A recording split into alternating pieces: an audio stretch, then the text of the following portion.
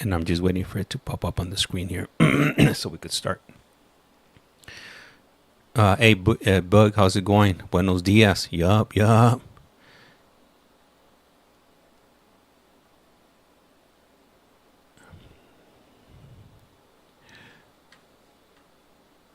Oh, yeah, let me pop out the chat for this other stream here. Copy URL. Yeah, there's a few things that I got to do before I start up the stream, so I'm taking care of that right now. Stop stream. Let me see. It's not coming up on my screen. Oh, now what computer am I using? See here, maybe I got the wrong the default stream key. Yeah, so it should be coming up right now.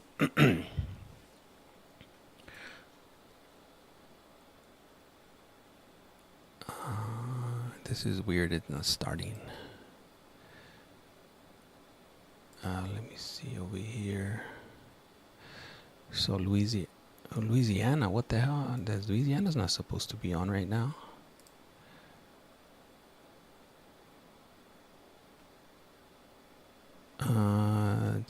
Oh, snap. Okay, I see what's going on here. All right, so let's go. This is weird. So, okay, so it's you are live streaming. Thank you.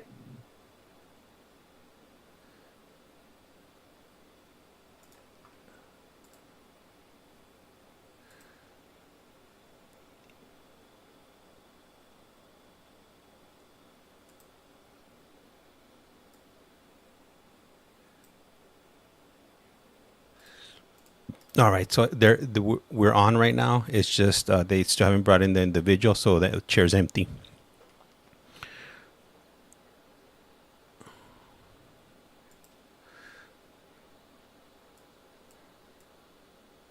Let me see here.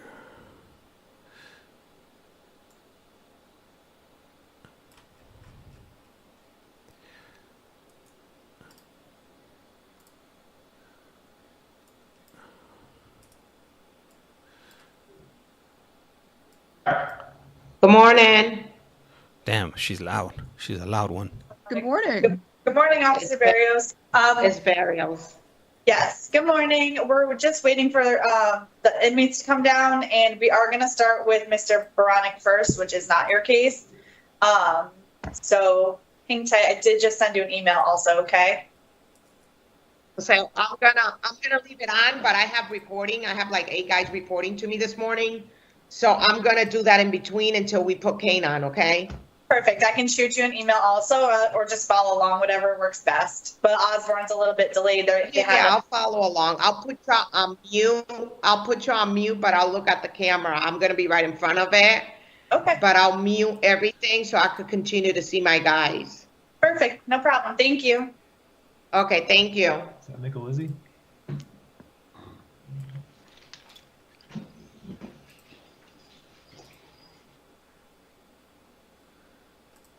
I'm gonna fill out some of these stuff so that my guys come in and I'm on the actual, Just, yeah, make sure you mute, okay? you could do those for me? It is live streamed. Perfect. Thank you.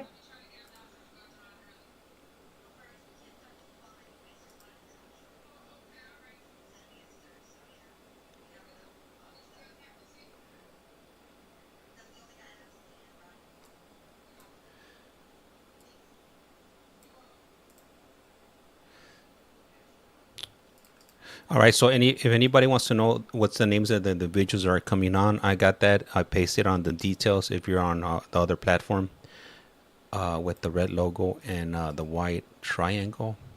All that information will be on there.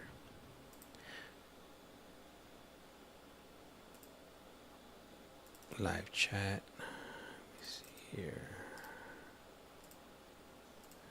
All right, I'm ready to go. Let me see. Build cool things, right? These ladies don't play. Yup. Empty. Hey, good morning, Helen. How's it going? Let me see who else came in. All right, that's it right there. And as you guys can see right there, the chair's still empty, so we're waiting for them to start.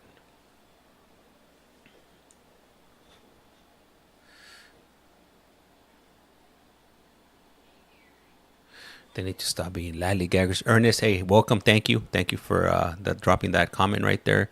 Helen, thank you for the like. And my local time right now is 8:51 in the morning. Doing Connecticut, yeah. So we're doing Connecticut. We are doing Connecticut right now.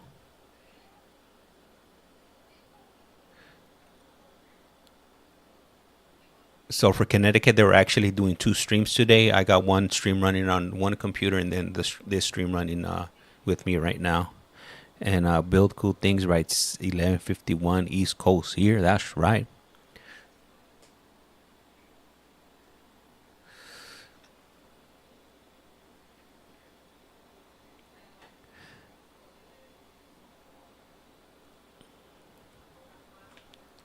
They need to bring somebody on over here. We're already 4 minutes on, and it's crickets. Did somebody say crickets?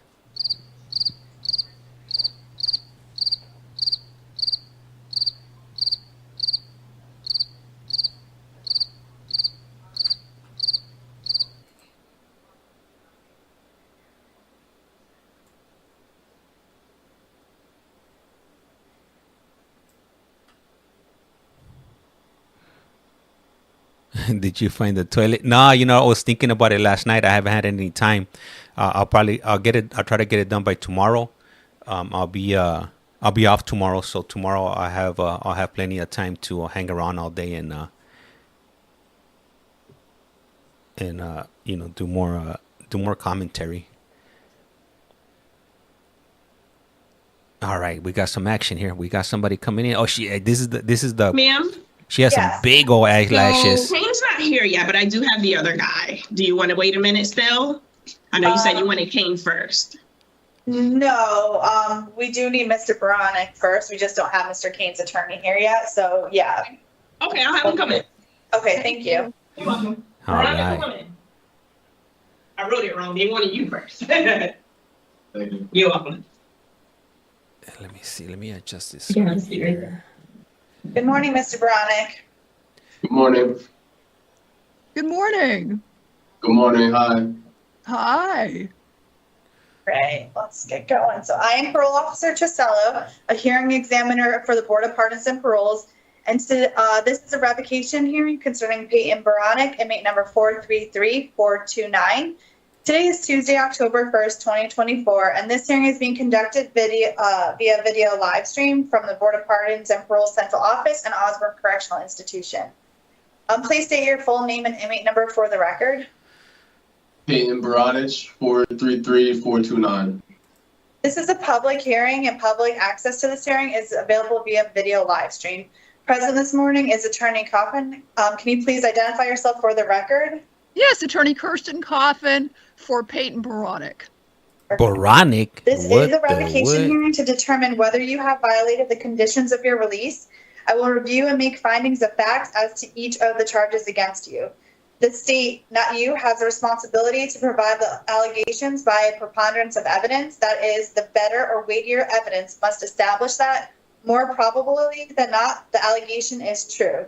If I do not find that there is a preponderance of evidence to support a violation of one or more of the conditions of your parole, I will reinstate your parole, which means releasing you and placing you back on parole supervision. If I find that you have violated one or more of the conditions of your parole, I will consider whether or not your parole should be revoked. If I recommend revocation, I will make a recommendation as to the appropriate sanction.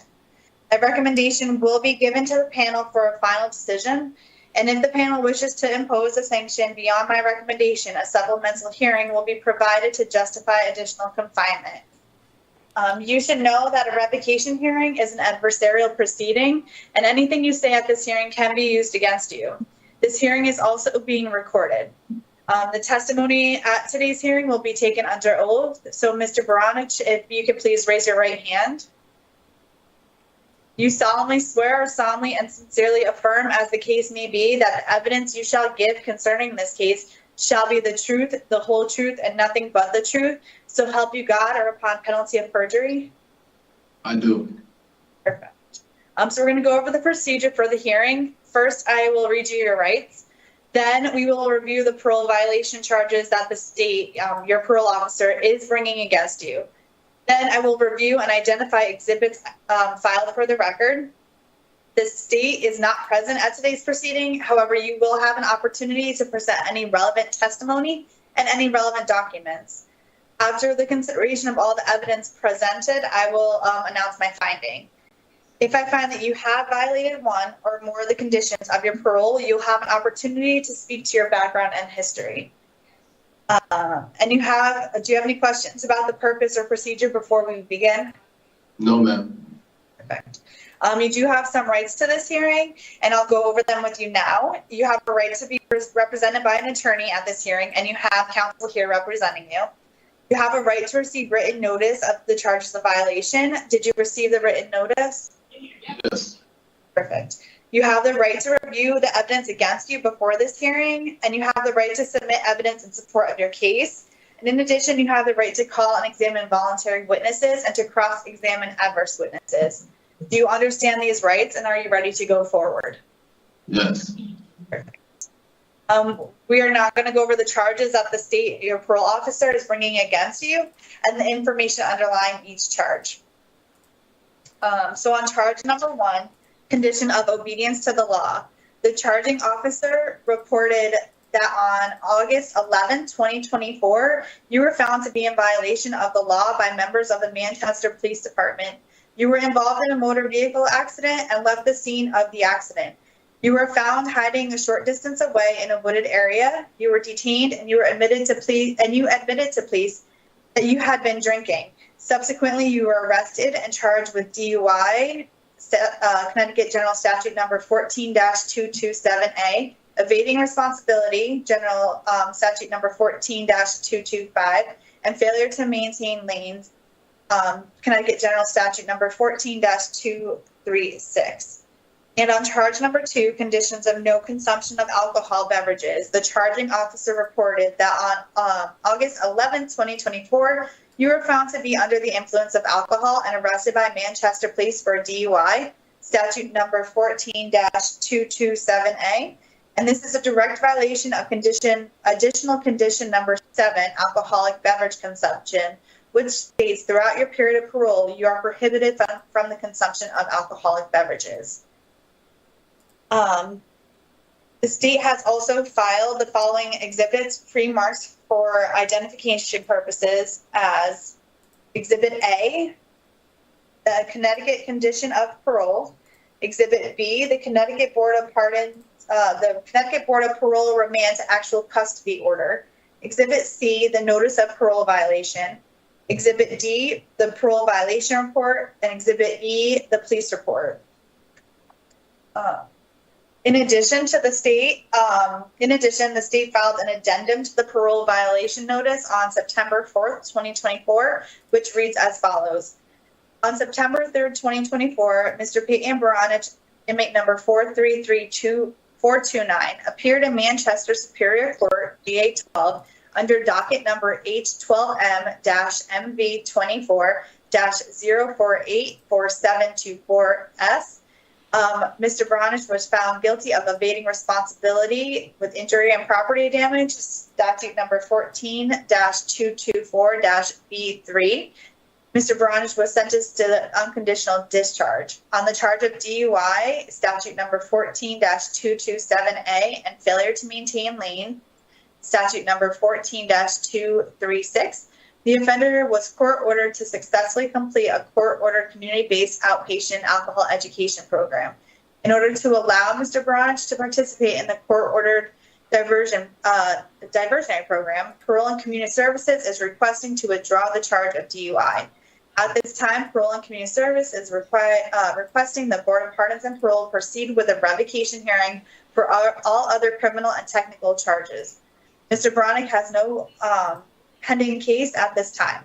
Please schedule a revocation hearing for the subject. Attorney Coffin, did you receive the notice of parole violation, the parole violation report, and the other documents that I've marked for identification purposes? Yes, I did. Perfect. The defense has also filed exhibits which are marked as followed. Exhibit 1 is a letter of support from Jennifer Daigle and Paul Baronich. Exhibit 2 is a claim form from Progressive Insurance. Exhibit 3 is a pay stub for Mr. Baronich from Constitution Work Group, LLC.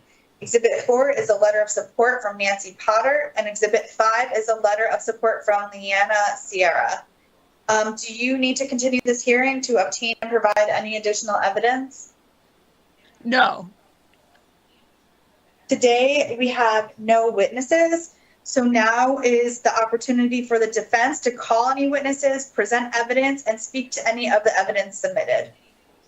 Yes. Yes, I can speak to the evidence submitted, and after I finish speaking, Mr. Baronich would like to address the board as well. Yes. Yes. Thank you. Perfect.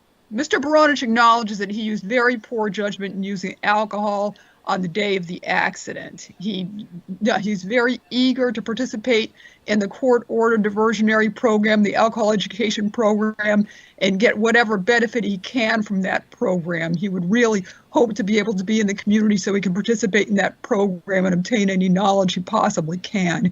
He's even willing to do additional alcohol counseling if the board sees fit to order that. And he did leave the scene of the accident and was found a very short distance from the accident in a panic. He realizes that was also wrong. And I submitted the form from Progressive Insurance because they are handling the property damage in that accident. So his insurance company is taking care of the property damage. So any victims of property damage, their vehicles will be compensated by Mr. Baronich's insurance company. And he was working before he was remanded to custody. He was remanded to custody right around the time of this incident. So he's been in custody nearly 50 days after the accident. He was working at 1-800-GOT-JUNK. I believe I submitted 3 pay stubs, but he will have a job when he is released. And I submitted the letter from Nancy Potter, his sponsor. He will have a place to live when he is released in Higginham, and it's a stable home, and he'll be able to work, and he just really wants to do his diversionary program as the court has ordered him, and do whatever additional counseling the board sees fit to order as well. We just ask for him to be released as soon as possible. He knows to use poor judgment that day. It's all an alcohol situation, and he will be addressing that with the diversionary program and any other counseling he can. And he would like to speak as well. Okay, perfect. Thank you. Go ahead, Mr. Baronich.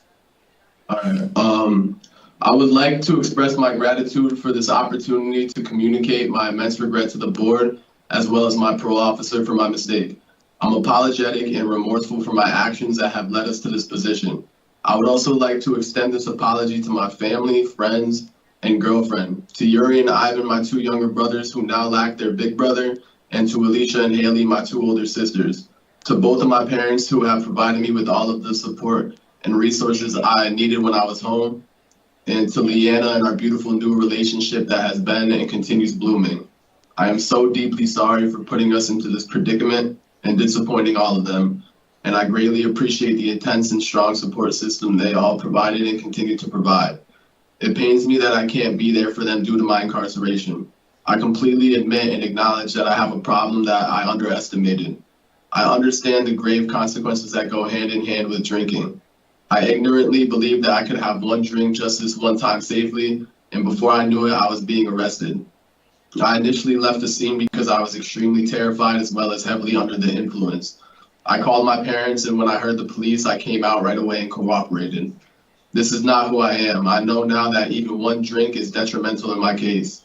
I greatly regret going against my special parole stipulations, and I'm so sorry. I was just experiencing the beginning of the healthiest state of my mental health in my life before I was reincarcerated. I've been working 50 or more hours a week at an extremely beneficial job at 1-800-GOT-JUNK, which was financially stable enough for me to begin saving up for my own home, which I was.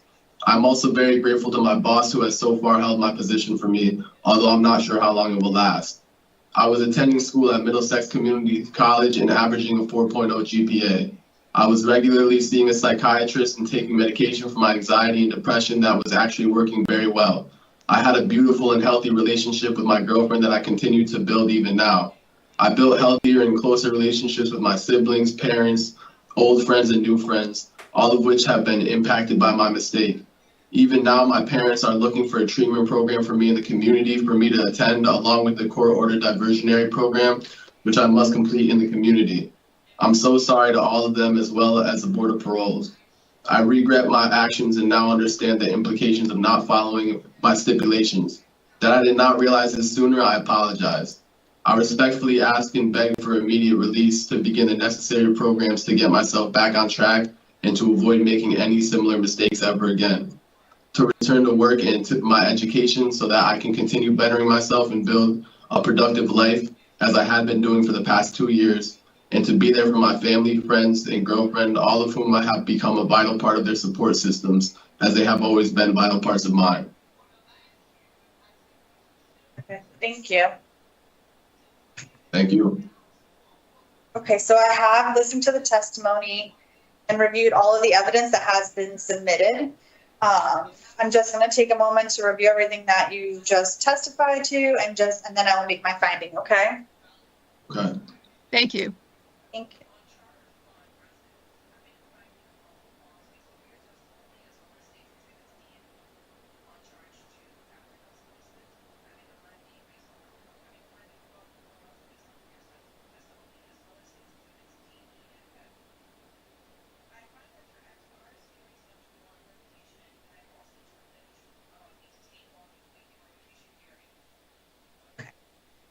So I'm now going to notify you of the findings.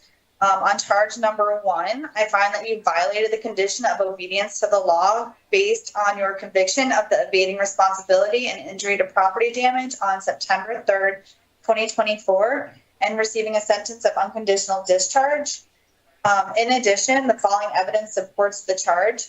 Exhibit A, the parole conditions that you signed on October 14, 2024, indicating that you acknowledge the said conditions, including obey all laws and refraining from criminal involvement. Exhibit D, the parole violation report dated August 14, 2024, which includes information about your behavior and subsequent arrest for the criminal charges, as well as the addendum submitted on September 4th, 2024, reporting the disposition of the case. And Exhibit E, the police report from the Manchester PD dated August 11, 2024, which details the criminal offense and subsequent charges. On charge number 2, I find that you did violate the condition of no consumption of alcoholic beverages based on the evidence provided in support of the charge. That's Exhibit A, the parole conditions that you signed on October 14, 2022, indicating that you had acknowledgement of the said conditions. Exhibit D, the notice of parole violation report dated August 14, 2024, which includes information regarding you admitting to the in public that you consumed alcohol and subsequently failed 2 breathalyzer tests administered to you. And Exhibit E, the police report from the Manchester PD dated August 11, 2024, which includes information that you admitted to consuming alcohol and that you submitted to a breathalyzer twice, both times registering over the legal limit. So that concludes the fact-finding portion of the hearing. Before I make my recommendation, you have the opportunity to speak to your background and history. The purpose of this part of the revocation hearing is to help determine what outcome I recommend. Do you wish to make a statement now regarding to your background? I know you just kind of did, but any additional information? No, ma'am. Attorney Coffin? He was attending college. He hopes to keep attending college. He was attending counseling. He hopes to keep attending counseling as well as the court-ordered diversionary program. And he has, I believe this is his first time on special parole. He has very little history of this, and he will stay out of this kind of trouble in the future. Thank you, and noted. What do you guys think? Do you guys think he should be found suitable for parole? And I looked him up. I found a news article Okay, so about in him. the matter of Peyton Baronich, how do you say Baronich? Yeah, Baronich. Baronich? Okay, sorry. It's kind of So in like the matter of moronic. being Baronich, I recommend that your parole be revoked, and that you serve an approximate 3-month period of confinement as a sanction, and that's with a reparole date of November 11th, 2024. This recommendation is based on the seriousness of the charges brought against you by the charging officer. However, it is noted that this is your first violation on the term of special parole, and that you were on special parole supervision for approximately 1 year and 10 months prior to this violation occurring. In addition to the recommended sanction, I'm going to also recommend the following conditions. Actually, Mr. Baronich, did you complete the domestic violence program in the community? Yeah. You did complete it? Do you know when? What date? I'm not sure. I think it was 3 or 6 months after I went home. Okay, so in the beginning of it, it was a long program, correct? Yeah. Okay. I think it was. I'm pretty sure it was 6 months after I went home. Okay. So Then I'm going to recommend the following conditions. No alcoholic beverage consumption. I'm not going to do the behavioral management, so no DV anymore. No contact with your victim, KP, and a mental health evaluation. And then you did mention that Ms. Potter is going to be your sponsor, so you don't need a halfway house? Yes, ma'am. Okay, I just need Ms. Potter's full address and phone number, please. Yes. Miss Potter's phone number is 860-490-6118, and her full address is 47 Boulder Dell Road, Boulder Boulder, Dell Eell Road in Higganum, 06441. Okay, so just to go over the conditions one more time that I'm going to recommend, it's no alcoholic beverage consumption, no contact with your victim, KP, and a mental health evaluation. So my findings and recommendations will be forwarded to the board on October 10th, 2024. You should receive the official written decision from the board following that date. The board may lessen my recommendation, so the board may lessen my recommendation. It could stand and they could agree to it, or they could impose a larger sanction than what I recommended. If the board does decide to impose a sanction longer than what I've recommended, then a supplemental hearing will be held. And before the hearing, the board will provide you with written notice documenting the specific reason why they might want to exceed my recommendation. During the supplemental hearing, you will have an opportunity to respond to the specific reasons while in front of the panel of the board. Do you have any questions before we conclude this hearing? No, ma'am. Okay, perfect. So then this concludes the revocation hearing, and I'm now going off the record. So you're all that you will both receive information documenting the hearing today, okay? Okay, thank you. Thank you both. Have a good day. You too. all right. So what I found the article that I found on him was back from 2019. So it reads cops man rams Jeep twice, nearly runs over girlfriend. And let me read it while we wait for the next individual to come Are you in. ready for Kay now? Okay. Yes, he can come sit in. We're just trying to get in contact with his attorney, but he can sit in the chair. Okay, Kay. Thank you. You're welcome. Let me see. Craven. Hey, how's it going, Craven? Snow, I saw a message you put out mute, James. Mr. Kane will be right with you. We're just trying to get in touch with your attorney, okay? Okay, good morning. Good morning. Silencio, por favor. Let me read this. So, okay, I'm gonna read this article for this other guy that just left. Middletown, a West Street man is facing charges after he allegedly nearly ran over his girlfriend while trying to strike her Supervisor Jeep. Munez, any update on Mr. Kane, Attorney Kane? Yes, Attorney Kane did contact me. He's having trouble trying to log in. We might have to end up doing a phone call to him. Okay, But he did not provide me with his phone number, so I don't know if you have it in the appearance form, if you want to give him a call. Sure, thank you. Conference room. Yep. Do you need his phone number? Yeah, read it out here, I think please. he provided it for us. If not, I'll let you know, okay? Thank you. Okay, thank you. All right, so let me see. So Middletown, a West Street man is facing charges after he allegedly nearly ran over his girlfriend while trying to strike her Jeep after an argument early Wednesday, police said. Officers were called to a residence after a woman reported that Peyton Baronich, 19, had tried to run her over while purposely crashing into her Jeep a second time at around 1:25 a.m. Report said nothing's happening really good on the street at that one time, at that early time in the morning.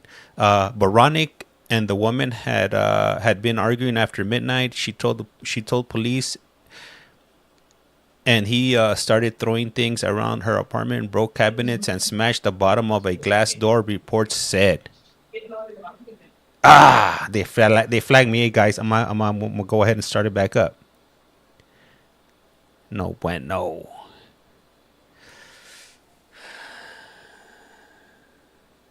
Oh, there's another.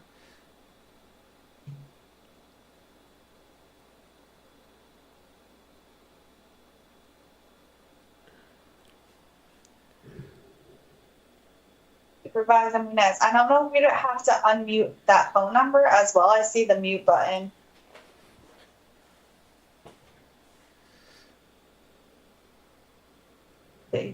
I just allowed him to unmute himself, so he should be all set to unmute himself, Attorney King. Thank you.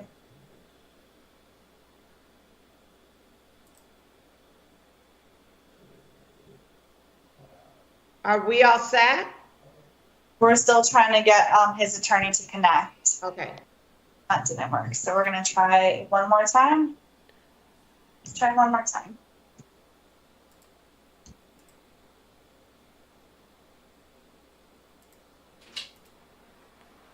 Why is it messing out your back room? Somewhere back there?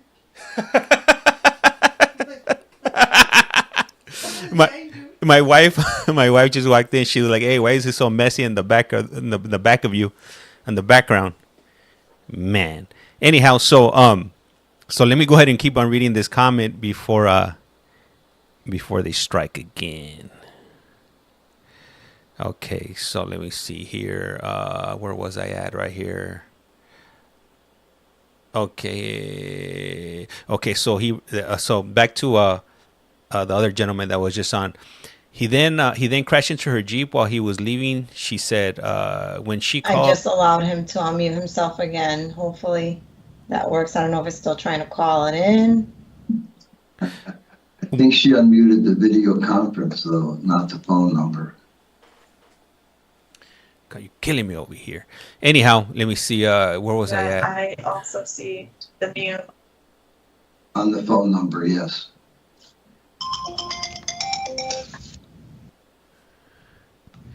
All right, you know what? I'm gonna look this guy up while we're waiting. Let me see here.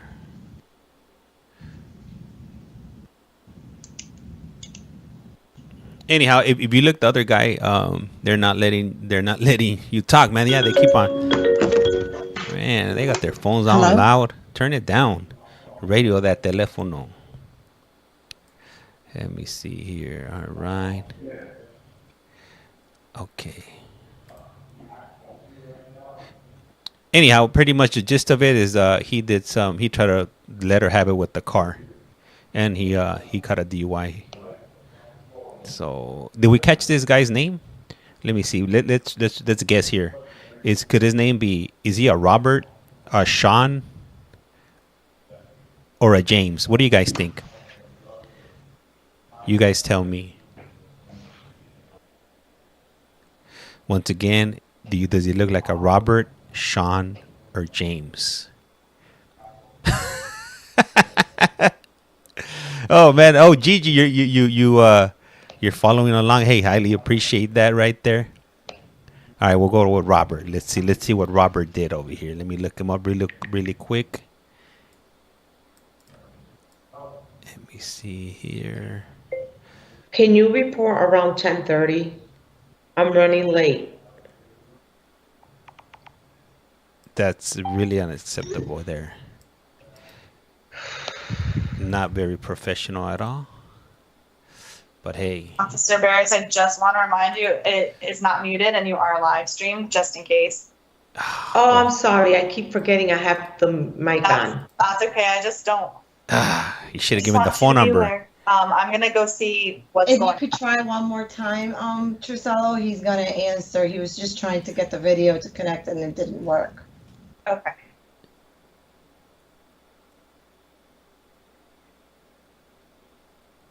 Robert Kane, he got, or if it's the right Robert Kane, let me make sure before I announce what this New Britain man accused of assault, 2013. Let me look up. I'm gonna look him up right now on the prison website. Let me see, CT Connecticut info. All right. Let's see here. Go back to previous page. Oh nah, you messing me up over here. Attorney Kane, it seems like you were able to unmute yourself. Could you please identify yourself for the record? Attorney Robert Kane. Oh, okay. Yeah, that's it. Robert Okay, Kane. I think we're ready to start. Is everyone good to go? Officer Barrios, you're okay to start? Yes. Perfect. So he's Okay, been I in am Parole prison. Officer Trusello, a hearing examiner for the Board of Pardons and Paroles, and this is a revocation hearing concerning Robert Kane, inmate number 103614. Today is Tuesday, October 1st, 2024, and this hearing is being conducted via video at the Board of Pardons and Parole Central Office and Osborn Correctional Institution. Please state your full name and DOC inmate number for the record. Robert Kane, 103614. This is a public hearing, and public access to this hearing is available via video live stream. Present this morning are Attorney Kane and Parole Officer Barrios. Attorney Kane, I know you did state your identification, but can you please identify yourself for the record? Attorney Robert Kane. Thank you. And Officer Barrios, can you please identify yourself for the record? Parole Officer Barrios, Hartford District. Perfect. This is a revocation hearing to determine whether you have violated the conditions of your release. I will review and make findings of facts as to each of the charges against you. The state, not you, has a responsibility to prove the allegations by a preponderance of evidence. That is, the better or weightier evidence must establish that, more probably than not, the allegation is true. If I do not find that there is a preponderance of evidence to support a violation of one or more of the conditions of your parole, I will reinstate your parole, which means releasing you and placing you back on parole supervision. If I find that you have violated one or more of the conditions of your parole, I will consider whether or not your parole should be revoked. If I recommend revocation, I will make a recommendation to an appropriate sanction. My recommendation will then be given to the panel for a final decision, and if the panel wishes to impose a sanction beyond my recommendation, a supplemental hearing will be provided to justify additional confinement. You should know that a revocation hearing is an adversarial proceeding, and anything you say at this hearing can be used against you. This hearing is being recorded. The testimony at today's hearing will be taken under oath. So, Mr. Kane and Officer Barrios, can you please raise your right hands? Do you solemnly swear and sincerely affirm, as the case may be, that the evidence you shall give concerning this case shall be the truth, the whole truth, and nothing but the truth, so help you God, or upon penalty of perjury? I do. Yes. I'm going to go over the procedure for the hearings. So first I will read you your rights. Then we will review the parole violation charges that the state, your parole officer, is bringing against you. Then I will review and identify exhibits filed for the record. The state will have an opportunity to present all relevant testimony subject to cross-examination and any relevant documents. And after the state is finished, you will have the same opportunity. After the consideration of all the evidence presented, I will announce my findings. If I find that you have violated one or more of the conditions of your parole, the state will have the opportunity to speak to your background and history. And after the state is finished, you will have the same opportunity. Do you have any questions about the purpose or procedure before we begin? No. You do have important rights for this hearing, and I'll review them with you now. You have the right to be represented by an attorney at this hearing, and you have counsel here with you. You have the right to receive written notice of the charges of violation. Did you receive the written notice? Yes, I did receive notice that said the schedule for today, but I wasn't able to bring it into the conference room with me. They don't let you bring any paperwork in here. Okay, but were you able to review it? Yes, I did review it. Perfect. Okay. You have the right to review the evidence against you for this hearing, and you have the right to submit evidence in support of your case. At this hearing, you also have the right to call and examine voluntary witnesses and to cross-examine adverse witnesses. Do you understand these rights, and are you ready to go forward? Yes, we are, I believe. My son. Robert? Attorney Are we Kane? ready to go? Are we ready to go forward? Jose, can I call you right back? I was just going to tell the exterminators. Okay. Attorney Kane, are you present for the hearing? Yes. Sorry, Attorney Kane, are you ready to move forward with this hearing? Yes. Perfect. We are now going to go over the charges that the state, your parole officer, is bringing against you and the information under each charge.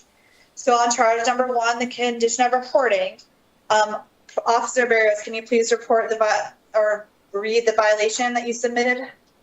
On 8/13, you were instructed to report to the Hartford District Office on 8/14 in the morning due to a new criminal charge with the Berlin Police. On 8/14, you failed to report as directed, and all attempts to contact you were unsuccessful. Based on your behavior, you were in violation of your special parole conditions. Release direction reporting. Thank you. On charge number 2, condition of residence, this charge was not taken into consideration as it was determined that there was no finding at the preliminary hearing, and the state did not provide any new evidence to support it. Charge number 3, condition of obedience to law. Officer Barrios, can you please read it? On August 13, 2024, Berlin Police Department responded to 95 South Bridge Lane, Building A and Building B on a complaint. It was reported that you were attempting to access vehicles that did not belong to you.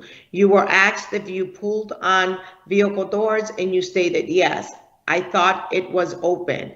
Officer asked you why you were pulling on the car doors. You stated it was a nice looking car. You also stated you pulled on an additional 3 or 4 car doors to see if they were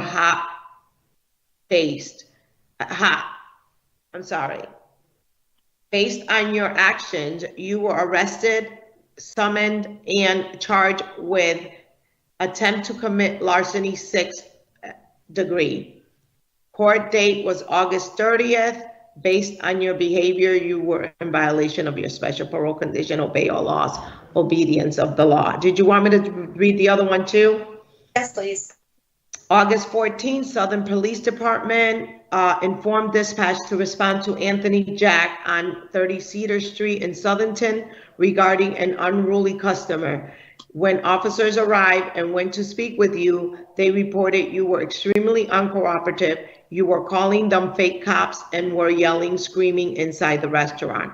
Officers advised you to leave the restaurant numerous of times and you refused and remained in the restaurant. Officers placed you under arrest and you resisted by pulling away from them multiple times. You were also yelling and screaming to the point where other patrons in the restaurant were disturbed. It took multiple officers to carry you out of the restaurant as you were being extremely uncooperative.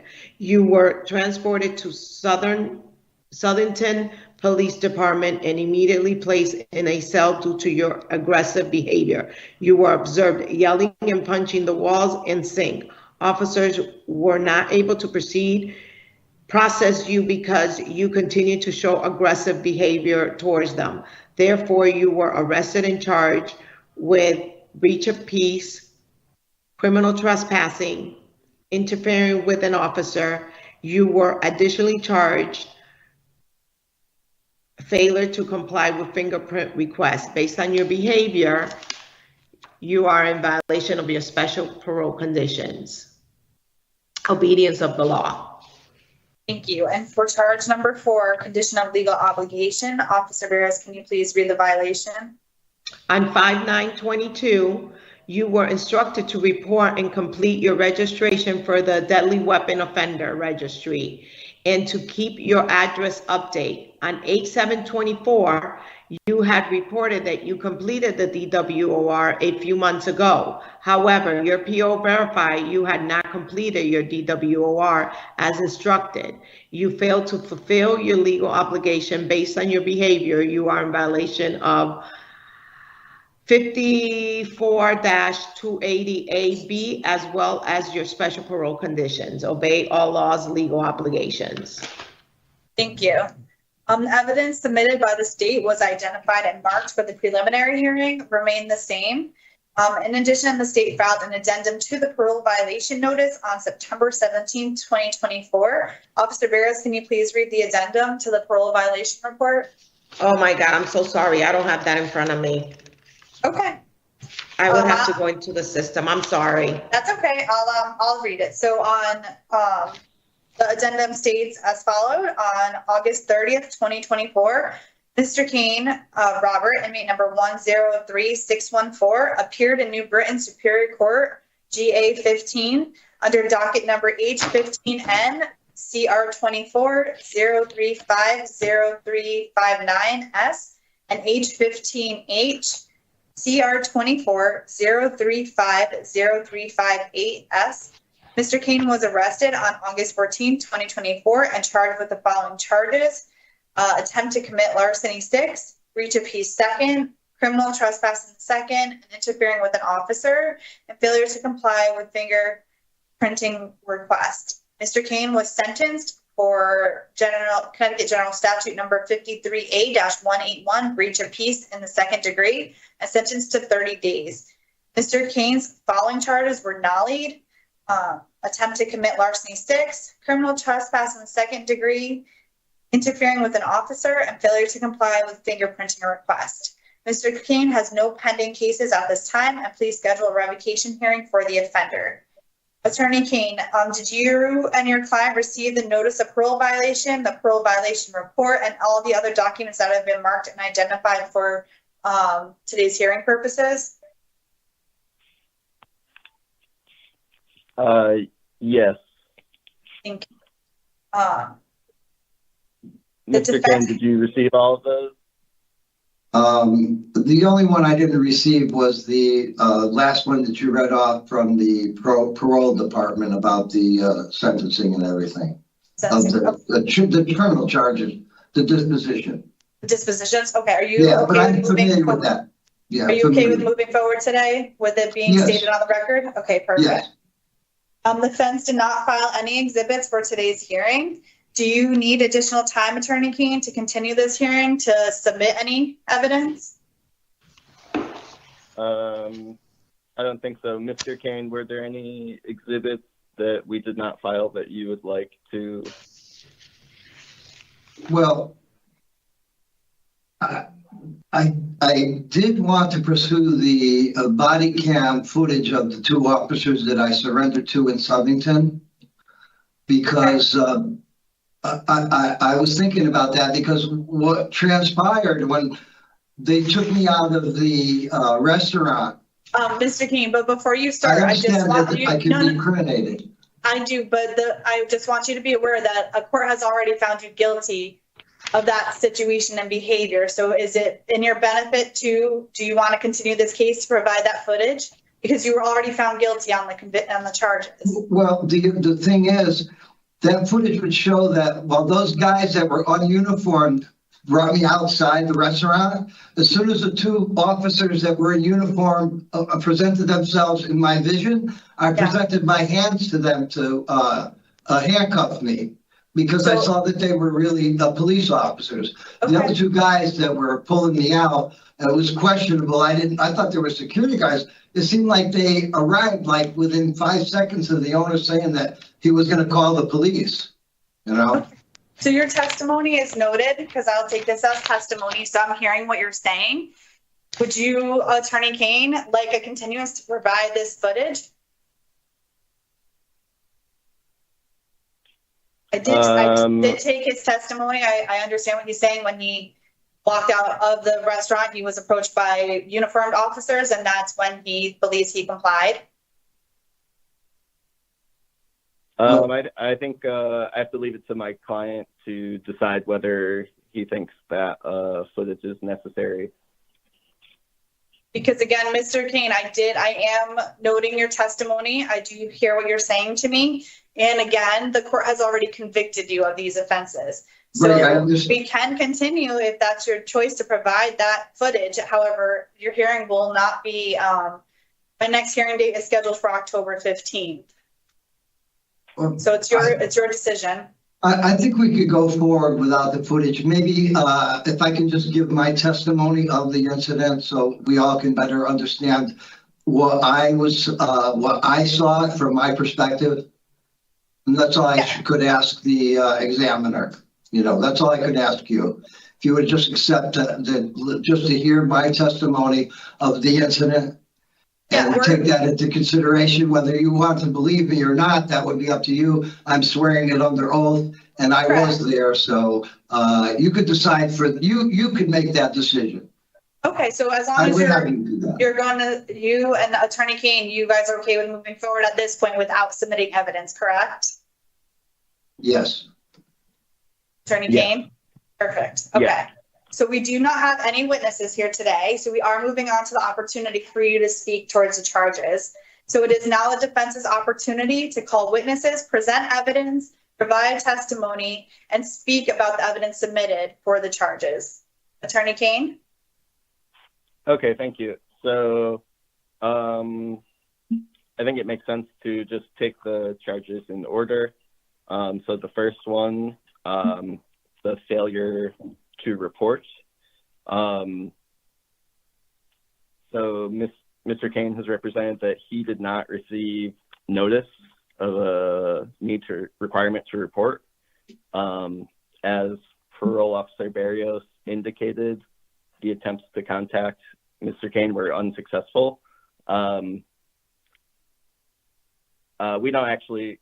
don't have any documentation detailing what the attempts to contact were, but I do know as of August 7th, Parole Officer Natasha Walker was aware of Mr. Kane's updated address.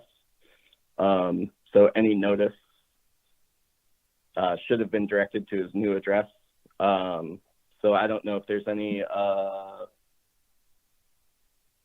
documentation of the notice or attempts to contact. And then Mr. Kane, I know, would like to comment. I know that he told me he did not receive any notice of the instruction to report. So Mr. Kane, I'll turn it over to you to comment. So actually, so I wasn't prepared for Officer Barrios to start. I'm actually going to let her start with hers side, and then you and Mr. Kane can speak to her comments. Is that okay? Yes. Sorry. Sure. That's fine. That way she can state her facts and you guys can then discuss your side. And I did take note of everything you just said, Attorney Kane, okay? Okay, thank you. No problem. Officer Barrios, would you like to speak to the charges you brought up against Mr. Kane? On the reporting? Yes. So I got this case transferred to me on the 14th of August. So this is all new to me when I got all this. On the 13th, Officer Walker was away from the office, so Officer Liberato was covering her pages. When Officer Liberato got the call on the 13th for the Berlin Police Department, she gave instructions to the officer and to Mr. Kane that he is to report to the office on the 14th. That was the following day. Then we received the page. I received the page for the 14th, and then that's when I sent the remand. But during the day of the 14th, during the day, me and Officer Liberato attempted to contact Mr. Kane on the phone, and the phone was no longer in service. We tried contacting several contacts that we had in his case, in his records, and we were unable to get that information. But he was given instructions by the officer at the time when he was with the Berlin Police Department to report on the 14th. Okay, and then the rest of the charges as well. Officer Barrows, can you just, this is your opportunity to speak towards any of the additional charges as well. Basically, on the 13th, when he was paid, when we were paged, when Officer Liberato was paged on the 13th, we didn't send a remand and we didn't violate him at that point. That's why we requested for him to come in and for discuss further his charges that were given by the Burlington Police Department. Then when I got paged on the 14th, then that's when I decided to remand him due to the charges and the legal obligations and also the non-reporting in the resident.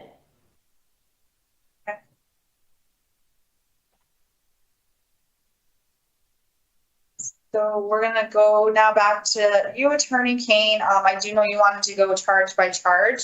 So I did, like I said, note your information you provided for the reporting is that you stated that your client was not aware. Do you mind just repeating some of that information and then going through the rest of the charges for me, please? Sure, but do I have an opportunity to ask questions? Yeah, absolutely. Okay, so what time did Parole Officer Liberato speak to Mr. Kane on the telephone?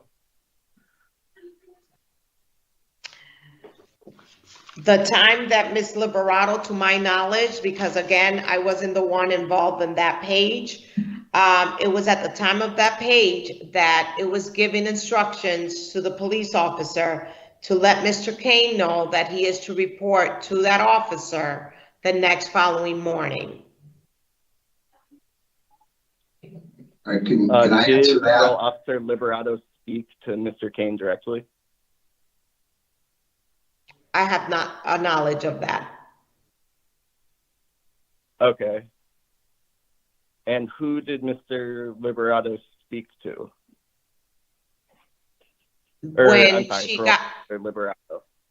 When she got the page, she spoke with the officer that had arrested and charged Mr. Kane with the following charges. So that was the officer she was speaking with. What is the officer's name? I don't have that with me here. I mean, it's on the police report. What time was the phone call?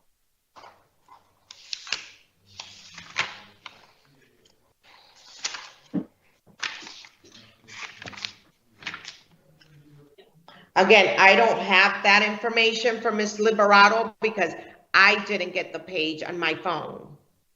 Okay. So that is a question that maybe Officer Liberato needs to answer. Okay. I guess at this time I'd like to object to the testimony of Parole Officer Barrios because she indicated that we need to hear from Parole Officer Liberato directly because she doesn't actually have the information. So there's not actually evidence that Parole Officer Liberato did contact Mr. Kane. So I don't think that you could use that as a basis for a violation of parole. Attorney Kane, I've noted your objection. I do understand the information stated. All right, Robert, look, can I just speak to the examiner? What would I call you, ma'am? Hearing officer. Yeah, hearing officer. Go ahead. Okay, hearing officer. I'd just like to speak to that because At no point, at no time was I told by anyone that I was supposed to report to Hartford on the 14th. Because if I was told to report, I would have reported. Because I've never failed to report at any time for any of the parole officers or even any of the, that thing with that, signing up for that weapons registry thing. I thought I had signed up. I thought I could do it online. I went somewhere when she spoke to me about that, and I thought I had signed up. So when she told me in July that I hadn't signed up, I went the next morning at 9 a.m. to Middletown. And I went into the office and signed up to make sure everything was above board, because I had done something online a few months earlier, and I thought that that was my requirement. So it was just misinformation on my part as far as that the dangerous weaponry registry or whatever it was called. But I did it the very next day when she explained to me you had to go down there. I guess you could put that in there. And it's like I said, as far as that reporting on the 14th, I would have come in, but I was never told by any officer or anybody else that I had to report to parole. I know that the police notified them that I had been arrested, and I thought that covered my notification for parole. And if I had known, like I said, if I had known they wanted me to come in, I would have come in. I wasn't, because what happened in Berlin, that was a total misunderstanding, because I didn't do any of that stuff they were saying in the report. I didn't pull on 4-car doors. I went there, when they came there, I was knocking on the door of supposedly Tom's apartment. They had the condo there. When they got there, I was inside the building, knocking on his door.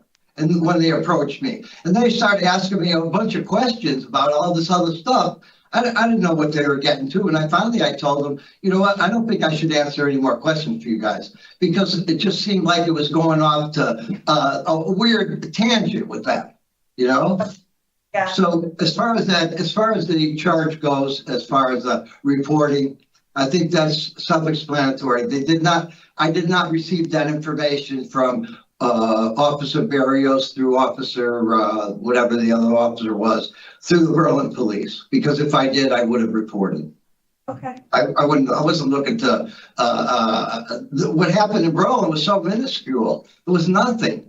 There was a misunderstanding, because I got $6,500 on the seat of my car in my pouch there, because I was planning on buying another car, and they're going to tell me I was trying to break into cars? It was ridiculous. So it was ridiculous. So I went along with that. I cooperated with the police. I went along with them. They booked me. I left. Nobody ever told me to contact parole or to report to Hartford. Your testimony is noted. I am listening and I hear everything you are saying. Okay. Attorney Kane, would you like to comment on any of the additional charges?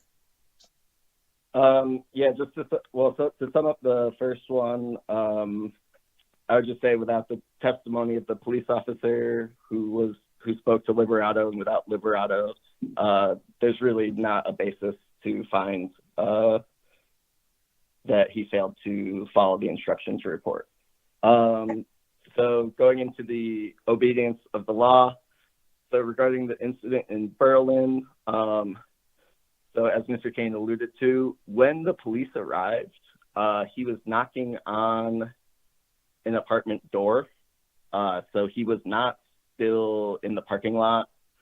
The police did not observe him touching any car doors. I believe Mr. Kane will tell you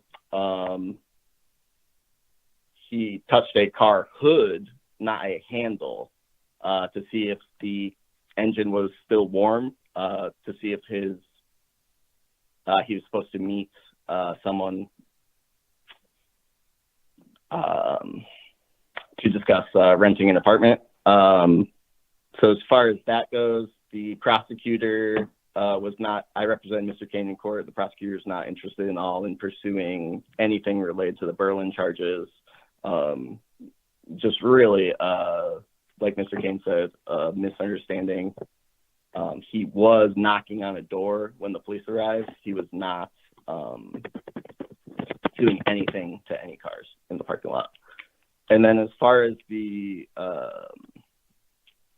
Anthony Jacks incident,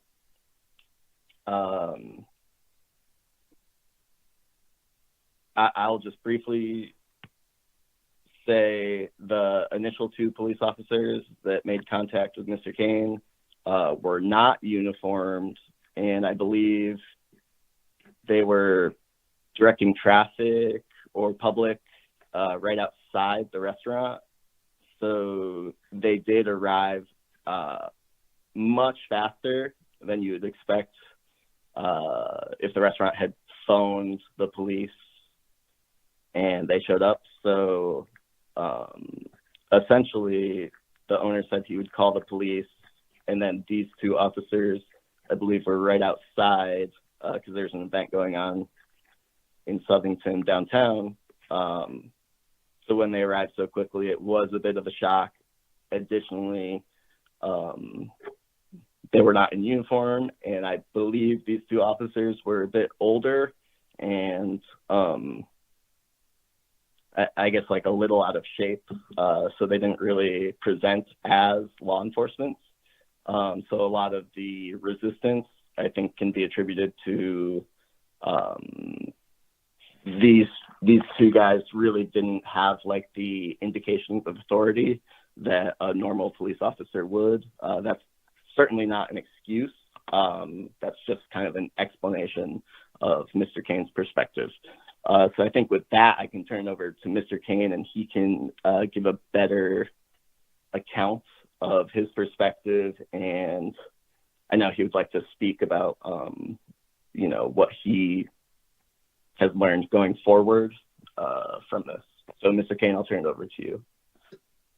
Right. Like I said, the incident inside of the restaurant and the statements that were made about it is a little bit a variance of the actual what happened in that restaurant and my participation in that. I went to eat alone in the restaurant. I sat in the corner. I was in the corner of the front window on a table for 2. Now, while I was there, I got up 4 or 5 times while I was there. The first time I got up was to help an elderly person out the front door that was walking with a walker. So I got up from my table, walked about 10 feet. I held the door for this gentleman with the walker, and I allowed him to get out of the restaurant because nobody else was helping him. And then, believe it or not, about 5 minutes later, there was an elderly woman that was with a walker, was in the same position. So that's the second time I got up, and I helped them out the front door. Nobody else was helping them. The maitre d's table was maybe 5 or 8 feet away. They were standing there doing their business. They didn't help them, so I helped them. Now, I got up, the third time I got up is when I heard people singing happy birthday in the bar section. So I walked over there and I saw 2 elderly people and their daughter in the bar, and they were celebrating her mother's birthday. She was like about 86 or so. I spoke to them for a minute, and that was it. I went back and sat down. Then I went to the bathroom, and that was it. When I came back from the bathroom, I ordered a creme brulee. So I'm sitting at my table. The creme brulee comes, and I said, I motioned to the owner or whoever it was, the guy who made the complaint. I motioned to him. He came over near my table. Now, there's nobody else around me. I'm in the corner of the restaurant, the corner, a window wall here and a window wall here. And I'm sitting here in the corner, and I say, isn't this creme brulee supposed to be hot on top? Right? Because I'm not that familiar with it. I only bought it because it came to my mind because one of my ex-wife who had died, she used to make it. So I asked him, isn't it supposed to be hot on top? Because usually they hit it with a flame to caramelize the top. And he said something to me and he walked away. So I'm like, I'm eating it. He comes back and he says to me, he didn't say like in the statement, it says, he said, finish your dessert and leave. He said, I want you to leave my restaurant now. I said, as soon as I finish my creme brulee. And he says, no, I'm going to call the police. And then 15 seconds later, these 2 guys are standing over me. I'm sitting at the table. They're standing over me, telling me I got to leave. I said, I'm finishing my dessert. no, you got to leave. But I had already run my credit card through the machine, so my bill was paid. And the receipt was on the table. Finally, I just picked up the receipt and tore it up, and they grabbed me. And they start dragging me outside. And as soon as I saw the real officers outside, it was Officer DeJean, and it was Officer Fitzpatrick. As soon as I saw the two officers outside, I presented my hands to them, and they handcuffed me. They took me in the car with no resistance. I rode with them to the police station. I didn't resist them. I got to the police station. I was a perfect gentleman. We walked through the lobby, and they brought me, and they said, "You're going to process them?" And the guy in the police station says, "No." So they sent me down to the lockup downstairs. And that was it. I never resisted a uniformed officer that day. Not once, not ever. I'm not that stupid. I wasn't very smart about the owner and the creme brulee, but as far as seeing the officers, as soon as I saw them, I gave them my hands. I never saw a report from those two officers, though. It was Officer Fitzpatrick and Officer DeJean. And the other guys, it looked like the one guy that arrested me was the chief of police that came in there. I think that's what the report said originally. He was the Chief Daly, I think his name was. So, I didn't know he was a cop when the guys were in there. So, that's my position on that. And that's exactly how it happened. And I wasn't making I looked at the statement by the waiter saying I bothered 10 people. That's ridiculous. That's totally ridiculous. There was one guy that sat down at my table with his son that was waiting. I said, "Hey, you can sit here if you'd like," because I was alone. He sat down, he talked to me. He was an immigrant from Italy, and he was telling me how his son was autistic. His son sat down over here. They sat there for about 5 minutes. I wasn't causing any disturbance in that restaurant like those guys presented to be. That's ridiculous. I was alone. Who am I talking to? I was talking to people. I wasn't talking to anybody except the guy that came to my table and those other two people that were having the birthday party. I wished them a happy birthday, and I came back and sat down. The people I helped out the front door with the walkers, I never spoke to them. I just held the doors for them. They said, "Thank you." I said, "God bless you," and I went back and sat down. They act like I was making a disturbance there. That's totally ridiculous. But, I'm not here to second guess. Do you want to speak to the breach of peace and maybe what you learned from this experience in general and what you'd do differently in the future? Right. I should have paid more attention to the owner when he said he was going to call the police or he wanted me to leave. I should have said, "Fine, I'll leave right now if that's how you feel." And I should have left because it's his business. And when he said that, when he took that position for whatever reason he did, I should have just gotten up and left. And when those guys, if those were really police officers, when they came in, I thought they were officers, I would have just got up and said, no problem, I'm out of here. But, I was just trying to be, I'm a good person. I like people. I don't cause disturbances. I may have been somebody different in the past if you looked at my record, but I joined the church this year. I go to the Living Faith Church in Plantsville. I've been going there religiously since I joined them near the end of June. And I stop occasionally to go to get mass in Mr. Kane, I'm going to stop you right now because we're still at the part of the hearing. We're just talking about the charges. So, Attorney Kane, do you have any additional comments for the final charge?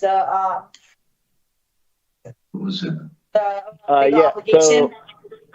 So my understanding with the deadly weapons registry is that there was maybe a technical error in registering, and I believe Parole Officer Walker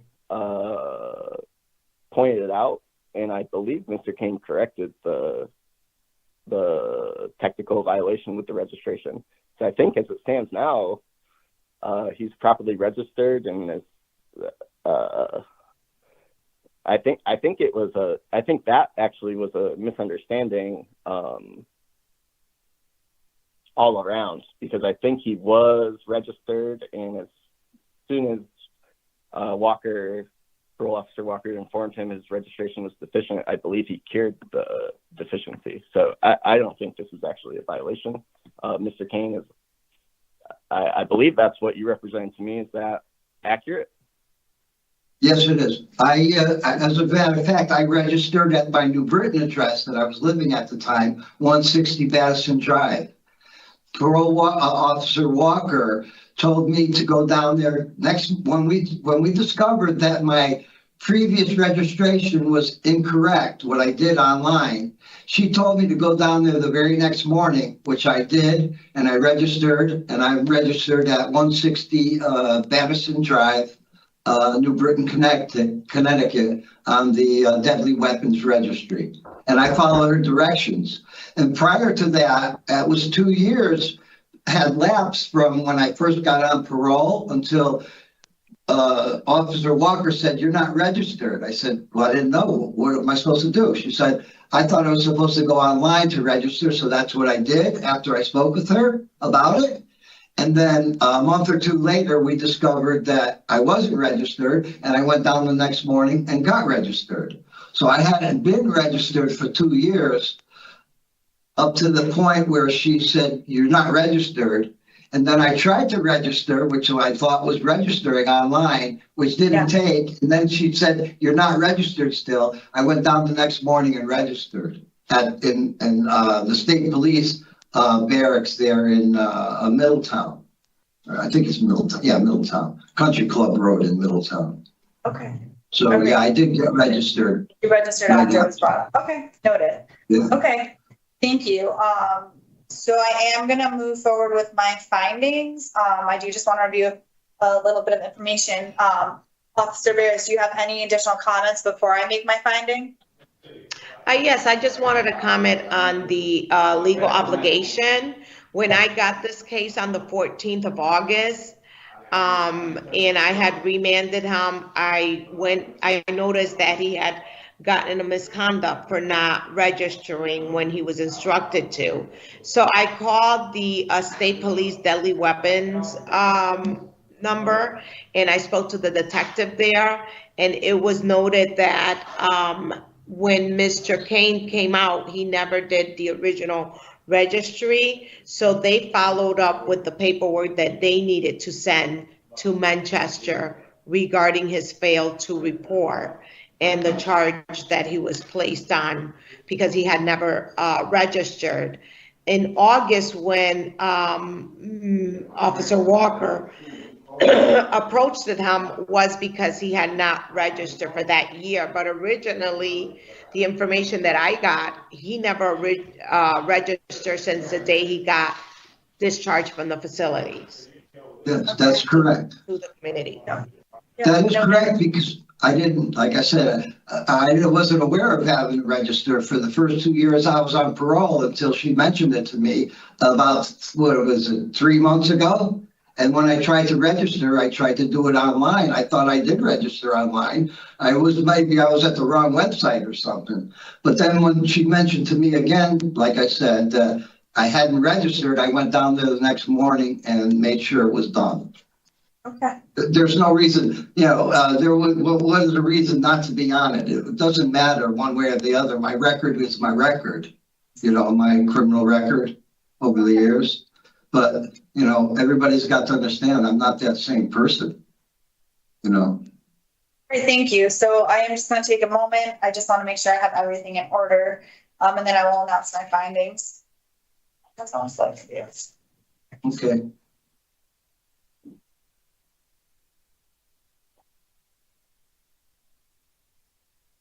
Okay.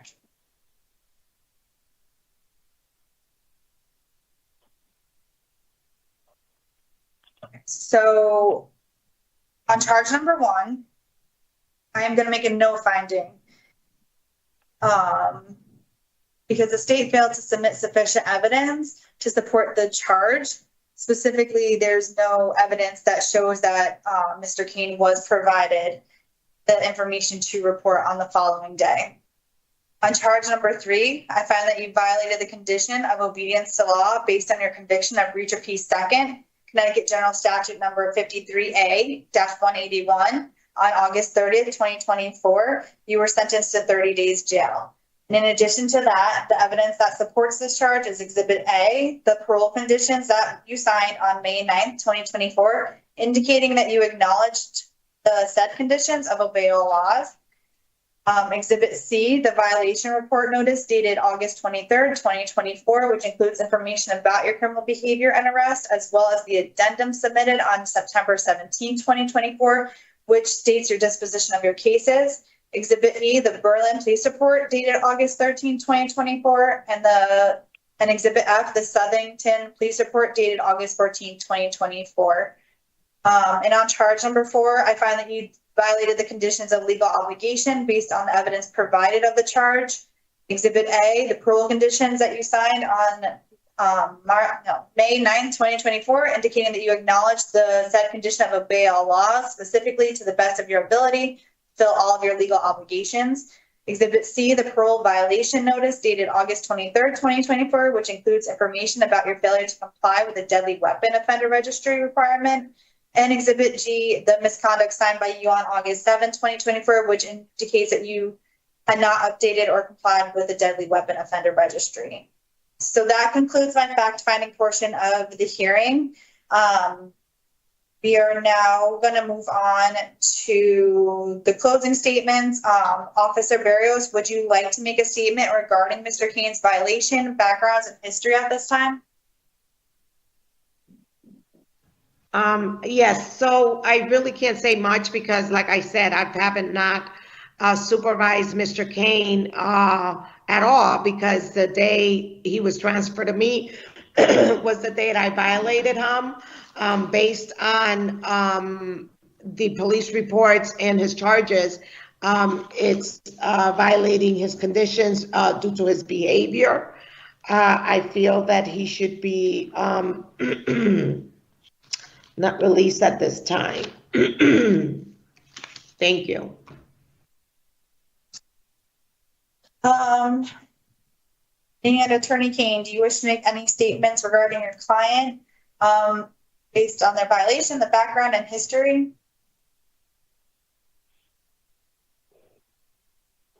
Yes.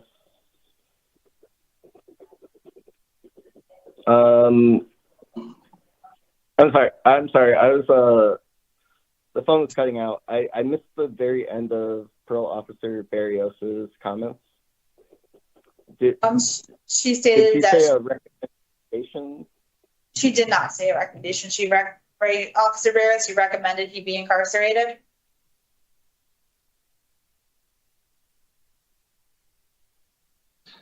Officer Barrios. I'm sorry. I keep hitting that mic. I'm so sorry. Yes, I did. Okay.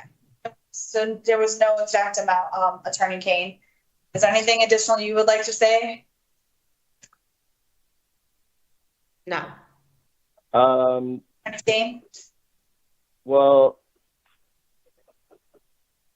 I guess I would just say it's hard to respond to such a I mean, it's hard to respond to that recommendation because it doesn't really give me much indication as far as the state's that would be correct. But I think, yeah, your any background information you want to provide, anything that you would like to state on the record about the violation, the background, anything about the client's history that you'd like us to be aware of before I make the recommendation? Sure. So Mr. Kane was originally arrested October 2013, and he was incarcerated, I believe, until about January of 2014, and then he was on supervised release from, I believe, January 2014 to November of 2016. So that's about 2.5 looking at 2.5 years of supervised release under state supervision and monitoring. In those 2.5 years, I believe there's no record of any violation or misbehavior. And that's about 1,000 days. And then he was incarcerated from November 2016 to May 2022. So about 5.5 years. And there's no, I believe there were no records of disciplinary actions or further violations during those 5 years in custody. And he was released May 2022. And he was on supervised release on parole until August 14th, 2024. So that's a little less than 2.5 years on state supervision post incarceration. And I believe August 13th and 14th were the only incidents since the arrest in October of 2013. So by my rough calculations, Mr. Kane was on state supervised release and monitoring for a total of about, I think, 5 years, or about, I think that's about 2,000 days without incident. And then the incident in Southington happened. So with respect to that, I'd like to again point out, as soon as Mr. Kane saw the uniformed police officers, he did cooperate. I don't think there's any allegation that once he got outside to the uniformed officers, he was resisting or causing a scene. As far as his behavior, while he's been incarcerated, nothing notable has happened. The state, for these charges, I made one court appearance and spoke to the prosecutor one time during the plea bargaining process. The prosecutor was not very concerned with these charges. She offered breach of peace, 30 days, 15 days to serve. Mr. Kane accepted that offer. First court appearance, first offer, he was willing to accept responsibility. We did not even counteroffer or ask for a better deal. Mr. Kane was more interested in showing that he was remorseful, that he could show that he could take accountability for his actions, and really just wanted to, move forward.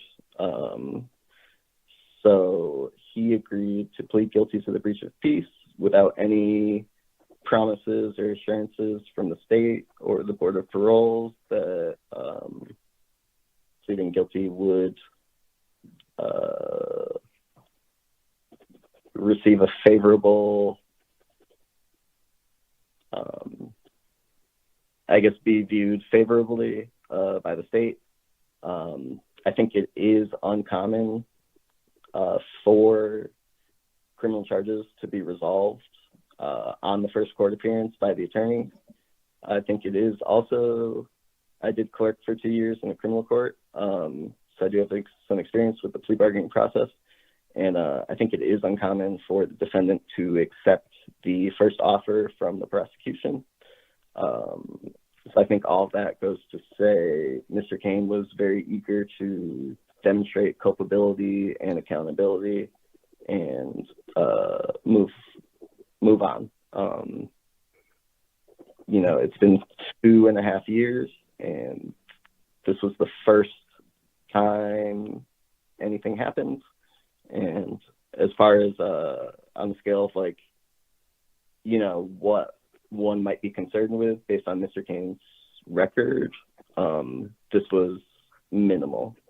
And I'll turn it over to Mr. Kane, but I know that he can assure you that regardless of whether someone's in uniform or not, whether they're a security guard or a state-sanctioned law enforcement or just the owner of a restaurant, Mr. Kane understands that he needs to conduct himself differently from that day. And as far as the 2,000 days he was on state supervised release, only one day led to any sort of incident. So I think it's an overwhelming statistical case that Mr. Kane will behave. And this, you know, this transgression, you know, breach of peace is not nothing. But as far as, like, on the scale of violence and other negative conduct that you don't want to see from parolees, like, this was, you know, this was low on the scale of. Okay, thank you. And I did know, I did listen to Mr. Kane before. I did hear what he said, that he knows that he could have reacted in a different manner and present himself in a different way. So unless you're going to add any additional information, Mr. Kane, I can move forward with my recommendation. But I did hear that you understand the situation you were in and the decisions you made, and that you know to make them differently next time. Yes, no so credit laid for me. Yeah, unless you have anything additional to add, I can move forward with my recommendation if you're ready. Okay, yeah, we're ready. You're ready, Your Honor. Okay. Well, I'd like to just point out that he's been incarcerated for about 45 days already, and the new charges, the prosecutor was satisfied with 15 days to serve. And also the original recommendation from Parole Officer Barrios was, in the report, was to just defer to the new charges and how they were disposed of. Okay. All right. Yep. Noted. Thank you. Okay. So in the matter of Robert Kane, I am going to recommend that your parole be revoked and that you serve an approximate 3-month sanction with a reparole date of November 15, 2024. This recommendation is based on the seriousness of your charges, and I don't want to minimize that you did not register on the DWOR for 2 years, which is a lengthy period of time. And I do recognize that you actually did correct it when it was brought to your attention. However, that is still a long period of time of failing to register. And in addition, I do see the court sentence and I acknowledge it. However, it doesn't negate from the behavior that took place. So with that, I am going to recommend the 3-month sanction, and that date would be November 15, 2024 again. And in addition to that recommendation, I'm going to recommend the following conditions: no general contact with DW and a PL, and a general no contact from Anthony Jack's Wood-Fire Grill on Center Street in Southington. Mr. Kane, do you have a sponsor? Will you need a halfway house placement? We have a sponsor. What is the first and last name of your sponsor? Jacqueline Kane, my daughter. And her address? Clinton Street, New Britain. I need the actual full address. Robert, do you know the number? One second. If not, Attorney Kane, if you can email it to me after we conclude this hearing, would that be okay? Here, I have it right here. Okay, perfect. What is it?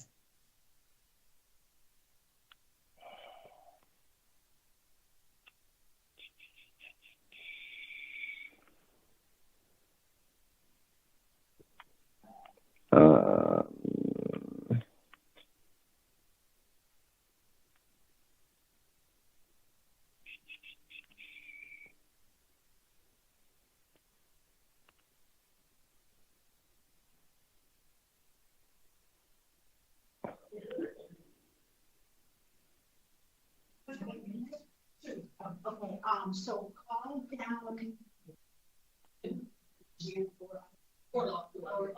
Yeah. Oh, you want break? No. Oh, no, I didn't. Okay. You had to go get a shirt. Well, no. I don't have. Oh, in his shorts. But he understand, Attorney Kane, if you need time to provide to me, that's okay. It's 331 Clinton. Second floor. Yeah, because I have to get to a different facility. So do you mind just sending me an email as soon as we hang up with her full name, address, phone number? It's 331 Clinton Street, second floor, New Britain. Second floor? Yep. Correct. And what's her phone number? 860-402-2215. 2215 15? Correct. Yep. Okay, perfect. So to conclude, my findings and recommendations will be forwarded to the board on October 10th, 2024, and you should receive the official written notice from the board following that date. The board may lessen that recommendation sanction. They may accept the sanction, or they may impose a sanction longer than what I've recommended. If they recommend to impose a longer sanction that I've recommended, a supplemental hearing will be held. And before that hearing, the board will provide you with written notice documenting the specific reasons why they may want to exceed my recommendation. During the supplemental hearing, you'll have an opportunity to respond to those specific reasons while in front of the panel. So this concludes a revocation hearing for Robert Kane. I'd like to note an exception or objection for the record. Sure. I'd like to note that during my closing statement, I was cut off by the hearing officer, and I thought that meant we were going to receive a favorable recommendation, so I just kind of stopped talking. So just noting that for the record. And that's okay. It's noted. Thank you.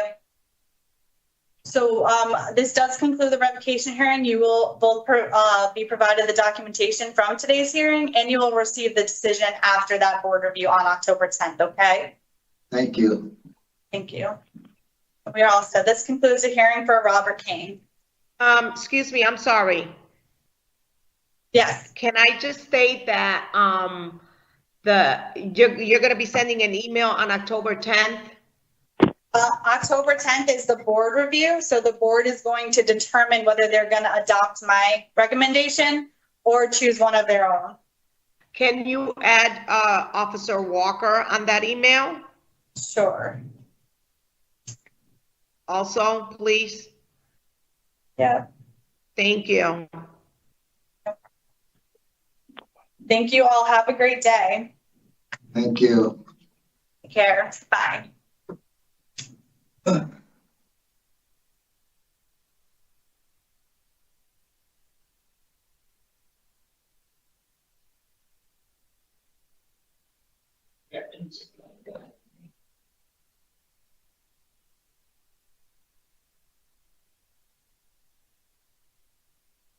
Thank you. Have a good day.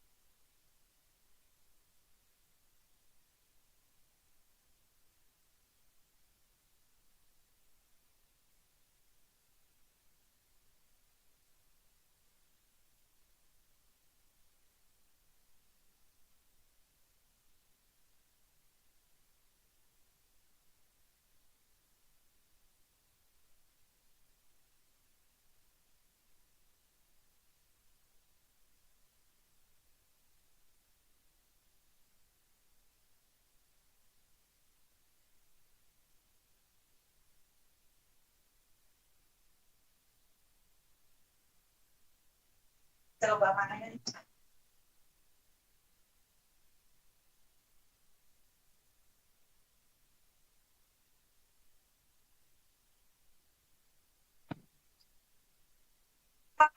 Hello, hi. Hi. Is this Mr. Napiello? That's me. You said it right too. Awesome. I'm so sorry I'm running late. I'm going to go try to find your attorney and then we'll get started, okay? Okay. All right. Thank you for being patient. I do appreciate it. That's no problem. Thanks. Bye.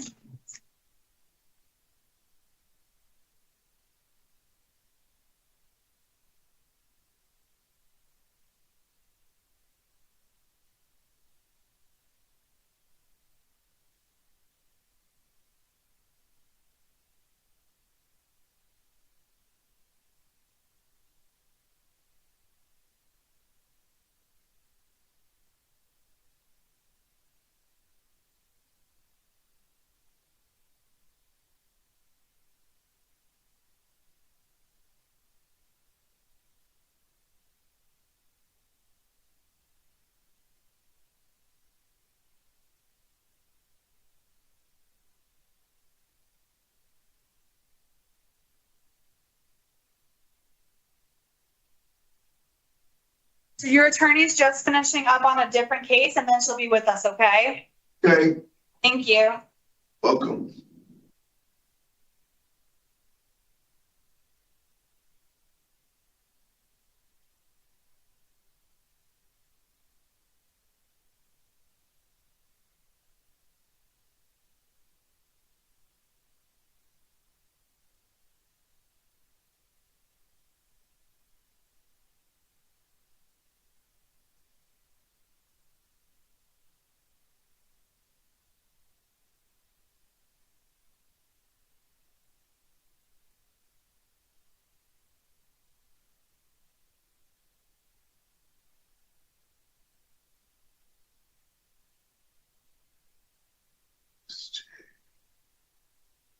Hi, Attorney Jones. She'll let you talk soon, hopefully. I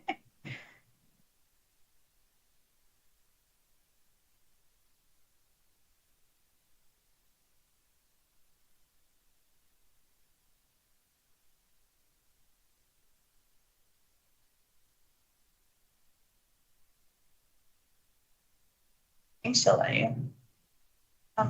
Supervisor Muniz, thank you.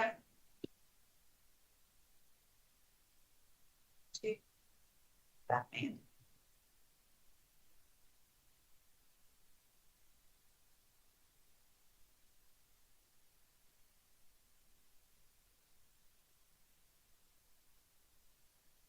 Supervisor Muniz, when you have a second, can you please unmute Attorney Jones?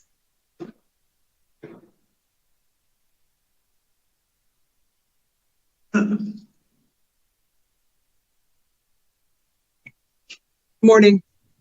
Hello. Good morning. Thank you. And I apologize to your client. I'm so sorry. It's been a morning.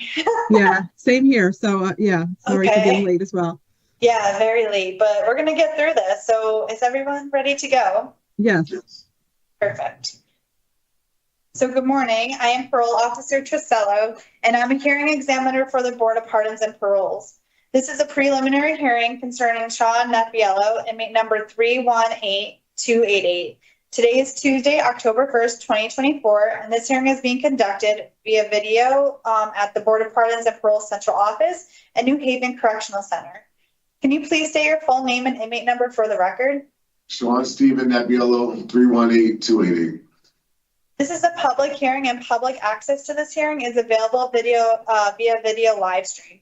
Present this morning is Attorney Jones. Can you please identify yourself for the record? Yes, thank you. Attorney Sonia Jones, Public Defender's Office, Parole Revocation Unit, on behalf of Mr. I don't want to butcher your name, Napiello. Yeah. That's right.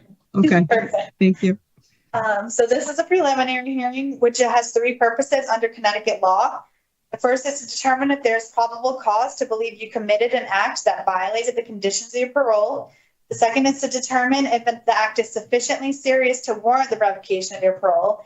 And the third is to determine if you should be held in prison pending further proceedings. The state, not you, has a responsibility to show that there is probable cause to believe that you violated one or more of the conditions of your parole. If I do not find that probable cause, I will reinstate your parole, which means releasing you and placing you back on parole supervision.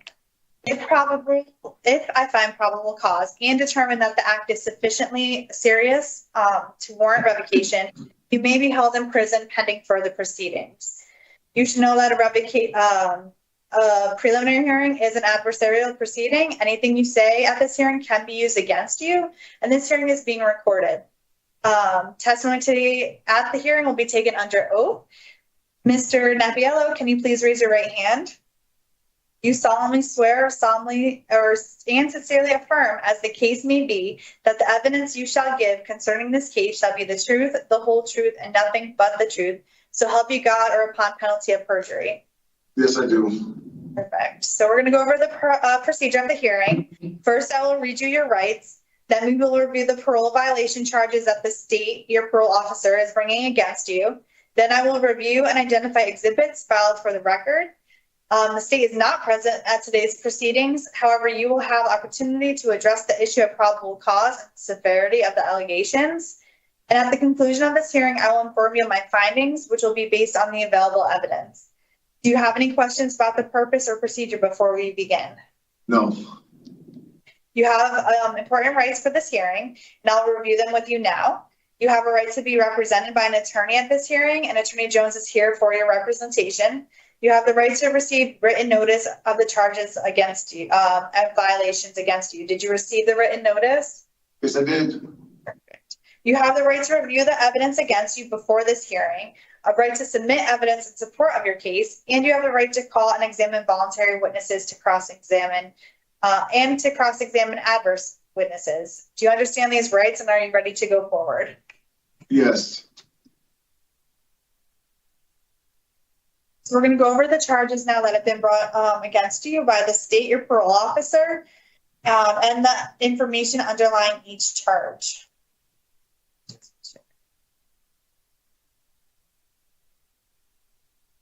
So on charge number 1, the condition of reporting. The charging officer reported that you came to the Waterbury Parole Office on 5/8/2024 for reporting and was instructed for your next reporting date would be May 21st, 2024 at the office. You were also sent a text with this information, and you failed to report on May 21st, 2024. On August 22nd, 2024, you came to the Waterbury Parole Office for reporting and was instructed that your next report date would be September 4th, 2024 at the office. You were also sent a text with this information, and you failed to report on September 4th, 2024. And then charge number 2, the condition of drugs.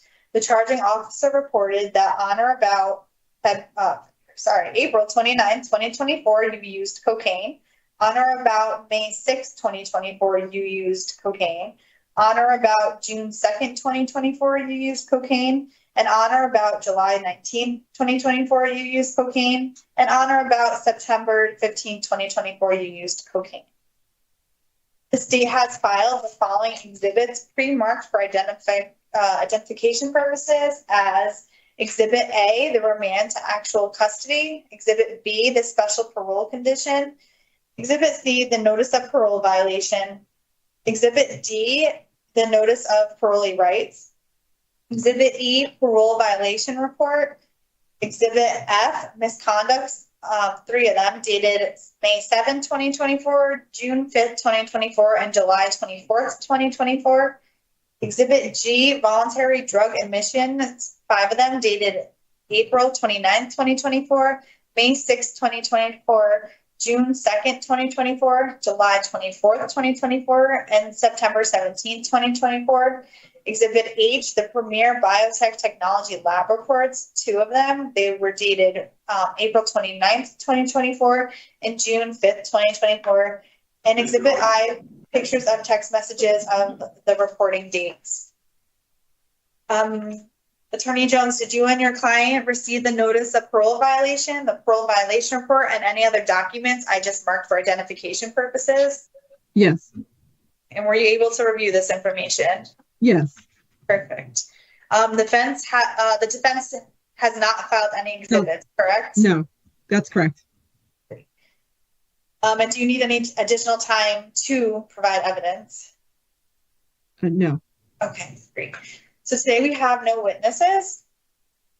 And now is the defense's opportunity to respond to and make short statements, call any witnesses, and testify with respect to probable cause and the severity of the allegations. Thank you.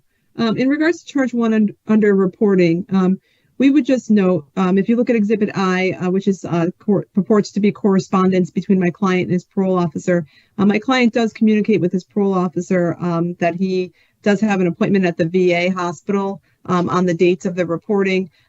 Also, contained in that same information, it's a May 20th date as well as the September 4th date. My client maintains on both of those dates that he had appointments at the VA hospital and that he was in fact admitted into the hospital on both of those dates. And that was related to kidney issues that he has and that he does receive medical care at the VA hospital. So as to both of those charges, we are arguing that there should be no probable cause for those charges as he was unable to report due to the fact that he was in the hospital on those dates. Now, in regards to charge 2, I would just note my client's compliance with signing voluntary admissions as to those issues. So based on the totality of the circumstances, we would be asking that you find that if you do make a finding of probable cause, that you make a finding that it's not so serious enough to warrant further detention. And I would just note that my client was violated, obviously, with very little time remaining on this parole, and that I believe his EOS date to be October 9th of this year.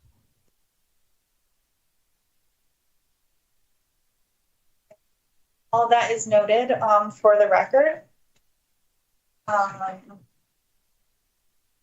Just give me a second. I just want to review the information one more time, and then I will let you know my findings, okay? Yes, thank you.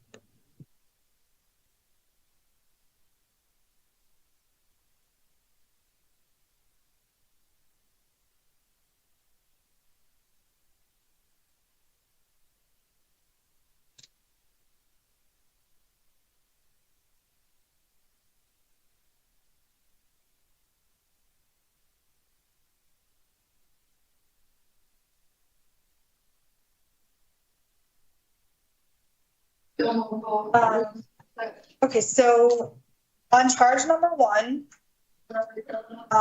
condition of reporting, I make a partial finding of probable cause, specifically in regards to part 2 of the charge dated September 4th, 2024, based on the evidence presented in support of the charge. Exhibit B, the parole conditions signed by Mr. Napiello on February 2nd, 2024, which indicates that he acknowledged the said conditions, including reporting. And Exhibit E, the parole violation report dated September 24th, 2024, which includes detailed information about the date that he failed to report as instructed. I make a no finding of probable cause on part 1 of the charge dated May 21st, 2024, as the state failed to submit sufficient evidence to support the charge. The charge indicates that he failed to report as instructed on May 21st, 2024. However, per the state's Exhibit E, Mr. Napiello was admitted to the VA hospital, which the officer knew he was going to at 9 a.m. that morning. On charge number 2, I find that you violated the condition of drugs based on the evidence in support of the charge.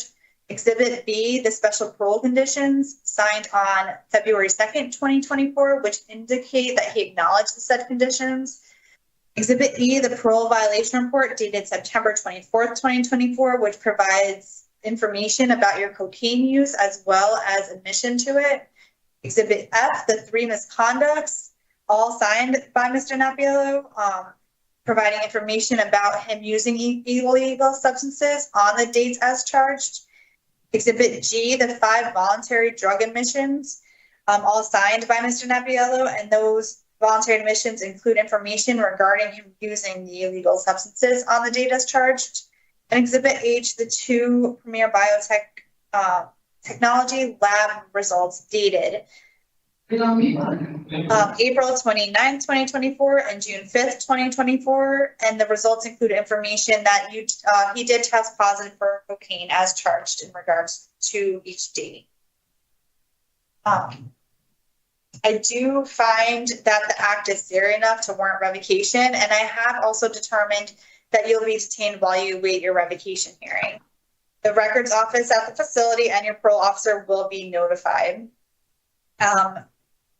At the revocation hearing, which I don't know if it will happen, most likely not, unfortunately. But if it does happen, we will determine if you violated your conditions of your parole. And if so, the hearing examiner will make a recommendation regarding whether your parole should be revoked and if any sanctions should be imposed. However, since you are EOSing in 8 days, it's not likely that you will have that hearing, okay? Yeah, I understand. All right, any questions before I conclude the hearing? Attorney Jones? No. Okay. No. Then this concludes a preliminary hearing, and I am now going off the record. All right. Thank you. Good luck, Sean. Thank you. Thank you.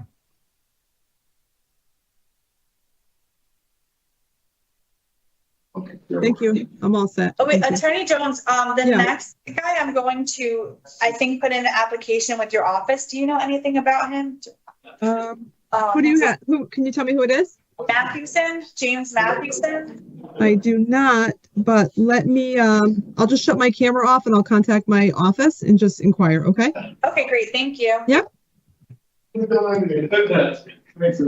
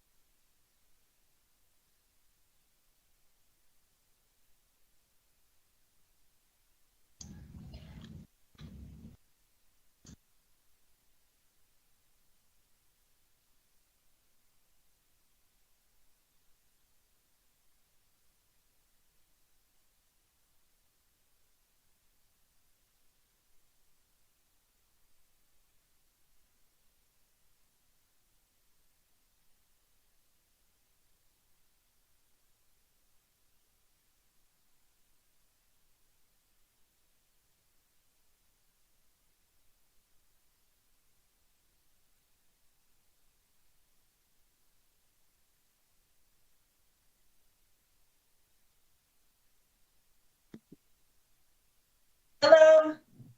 Good morning. Good morning. Is this Mr. Matthewson? Yes, ma'am. Yes, ma'am. Okay, we'll be right with you, Mr. Matthewson. Yes, ma'am. Hi, Attorney Jones. Hi. So it looks like Mr. Matthewson does want the public defender's office to represent him. We did not receive an application back from him, and we attempted to schedule a legal call, but he was apparently in the hospital. Okay. Is that accurate, Mr. Matthewson? Were you in the hospital recently? Yeah, I had to have. That's fine. You don't have to say why. I just Don't say ask why. yes or no. Okay. Yeah. Yes. So we were trying to contact you to take your application because we didn't receive it back in the mail. So my advice to you for today is if you want the public defender's office to represent you, that either you need to return the application if you received one, which you should have received one, or we will attempt to schedule another phone call with you to take it over the phone. But you would need a continuance for today's purposes so that we could do that.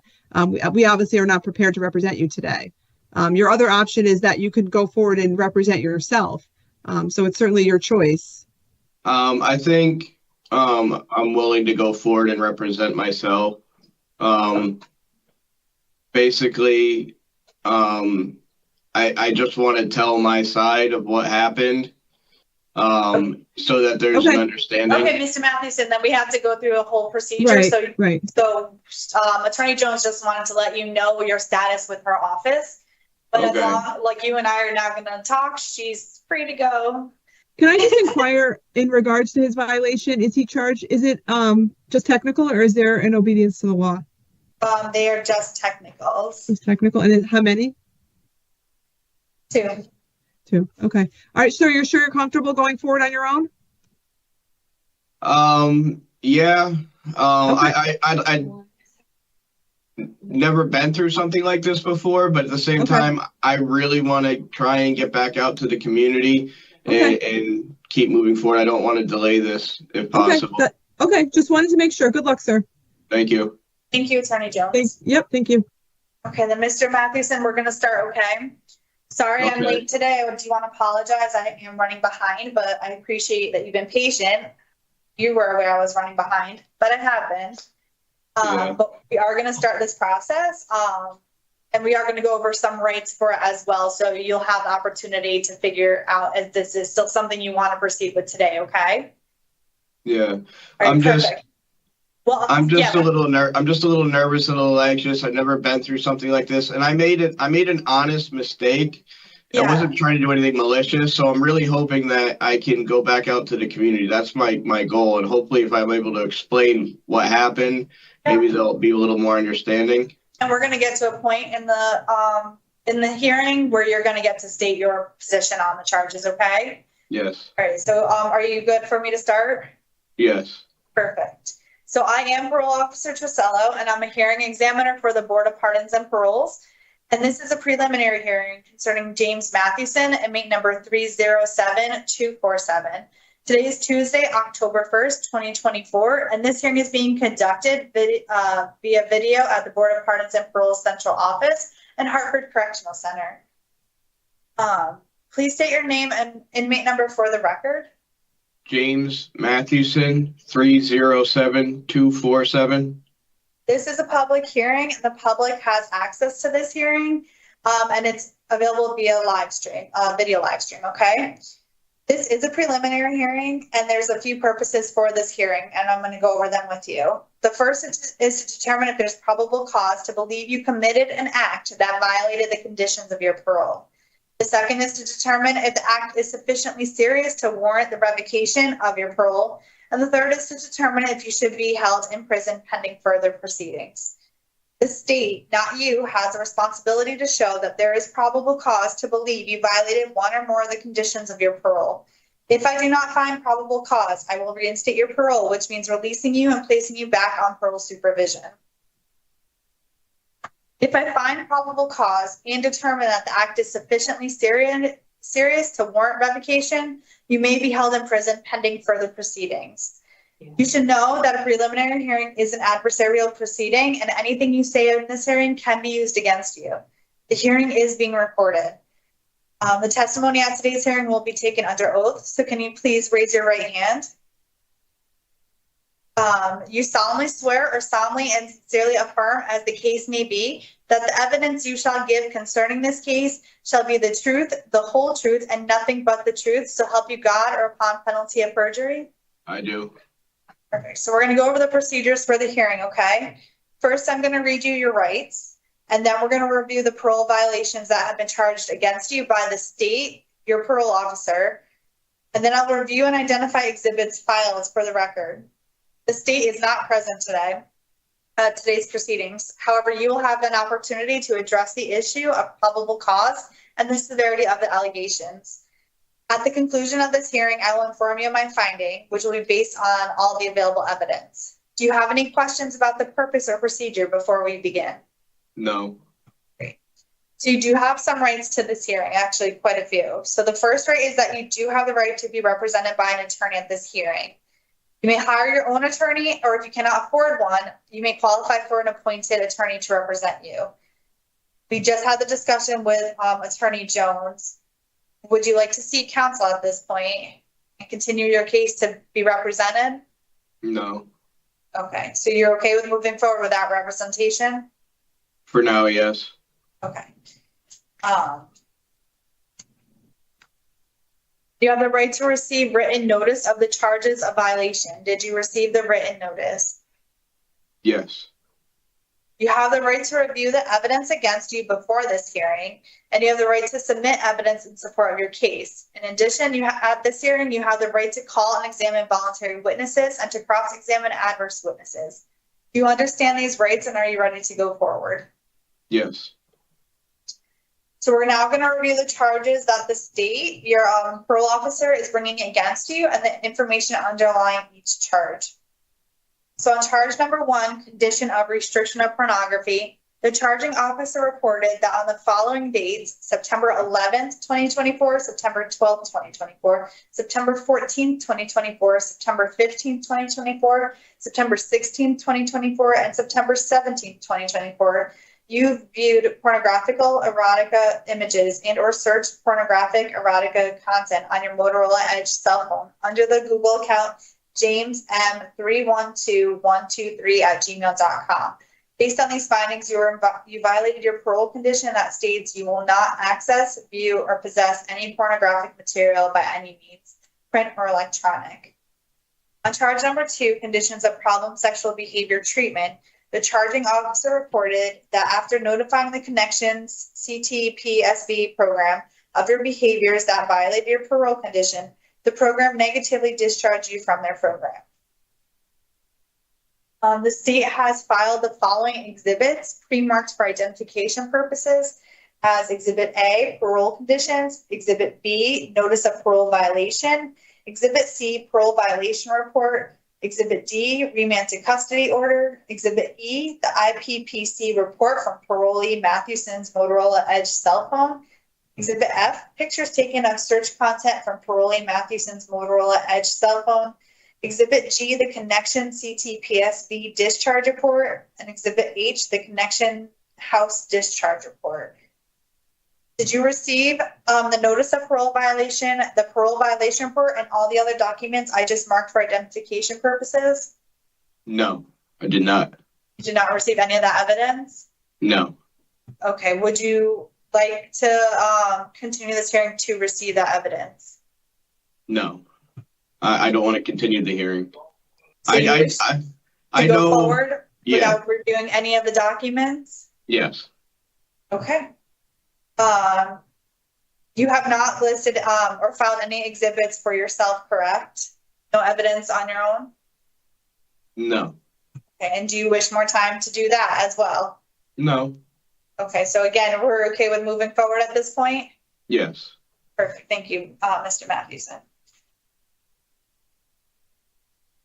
So there are no witnesses here today. So at this point, it is your opportunity to respond to the parole violation charges against you. However, remember that you do have the right to remain silent if you choose to do so. So at this time, would you like to testify regarding your case, and would you like to respond to the charges? Yes. Go ahead, now's your opportunity. Okay, so I received this cell phone, or I purchased this cell phone. I guess I received it. I purchased a cell phone, and there was a stipulation that I had to put an electronic monitoring device on the phone. I complied and put an electronic monitoring device on the phone. The Wednesday of the week of which I bought the phone, I went to my CTPSB group at 2:30 in the afternoon. During the group, I addressed Morgan Kelly. She's the woman who runs and facilitates the group. I asked her, I have this phone. What am I allowed to view on the phone because I have the no pornography restriction? I said, if I watch a movie and nudity pops up or something like that, is my phone going to be taken away from me? Am I going to get into trouble? She then said she was not sure. She emailed my supervision, and then before the end of the meeting, she told me that she had received a response and that it was okay for me to view adult nudity and adult pornography. I said, are you sure? I said, I'm not sure that's all right. I said, who did you email? She said she spoke with Anne Marie Moosehorn, who's my probation officer. At that point, she turned her computer and showed me that she had a response saying that it was okay for me to view adult nudity and adult pornography on my cell phone, and that she explained to me that the monitoring app would block things that I'm not supposed to view. So at that point, I was under the impression that she had fully contacted my supervision team, and she had pointed out probation officer Moosehorn as a point of reference. And I went back to my halfway house.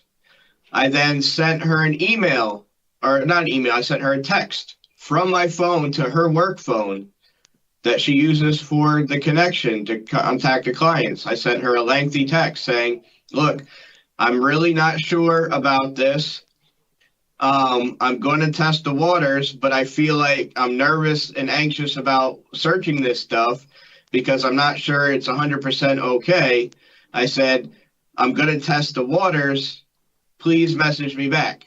I also called Anne-Marie Moosehorn to verify. I left her a voicemail saying, hey, can you please call me back and give me verbal verification that what I am doing is okay? I don't want to get in any trouble. I then waited a few hours and I got no responses to the text or the voicemail. So I figured from my experience, if nobody contacts you, that means nothing bad has happened. You haven't done anything wrong. So I proceeded to go online and I viewed some Google pictures, and it was nothing like socially inappropriate. It was standard adult stuff, nothing crazy, nothing fetishy, just standard run-of-the-mill stuff. I proceeded to view it a little bit each day. And then my point was, and I never got to do it because I got remanded when I was supposed to be headed to my next CTPSB meeting. I was literally headed out the door when Parole Officer Norton told me to not leave the halfway house to go to my meeting. And my point when I went to that meeting was to show my phone and the content to Morgan Kelly at CTPSB and say, hey, look, this is the stuff that I was looking at.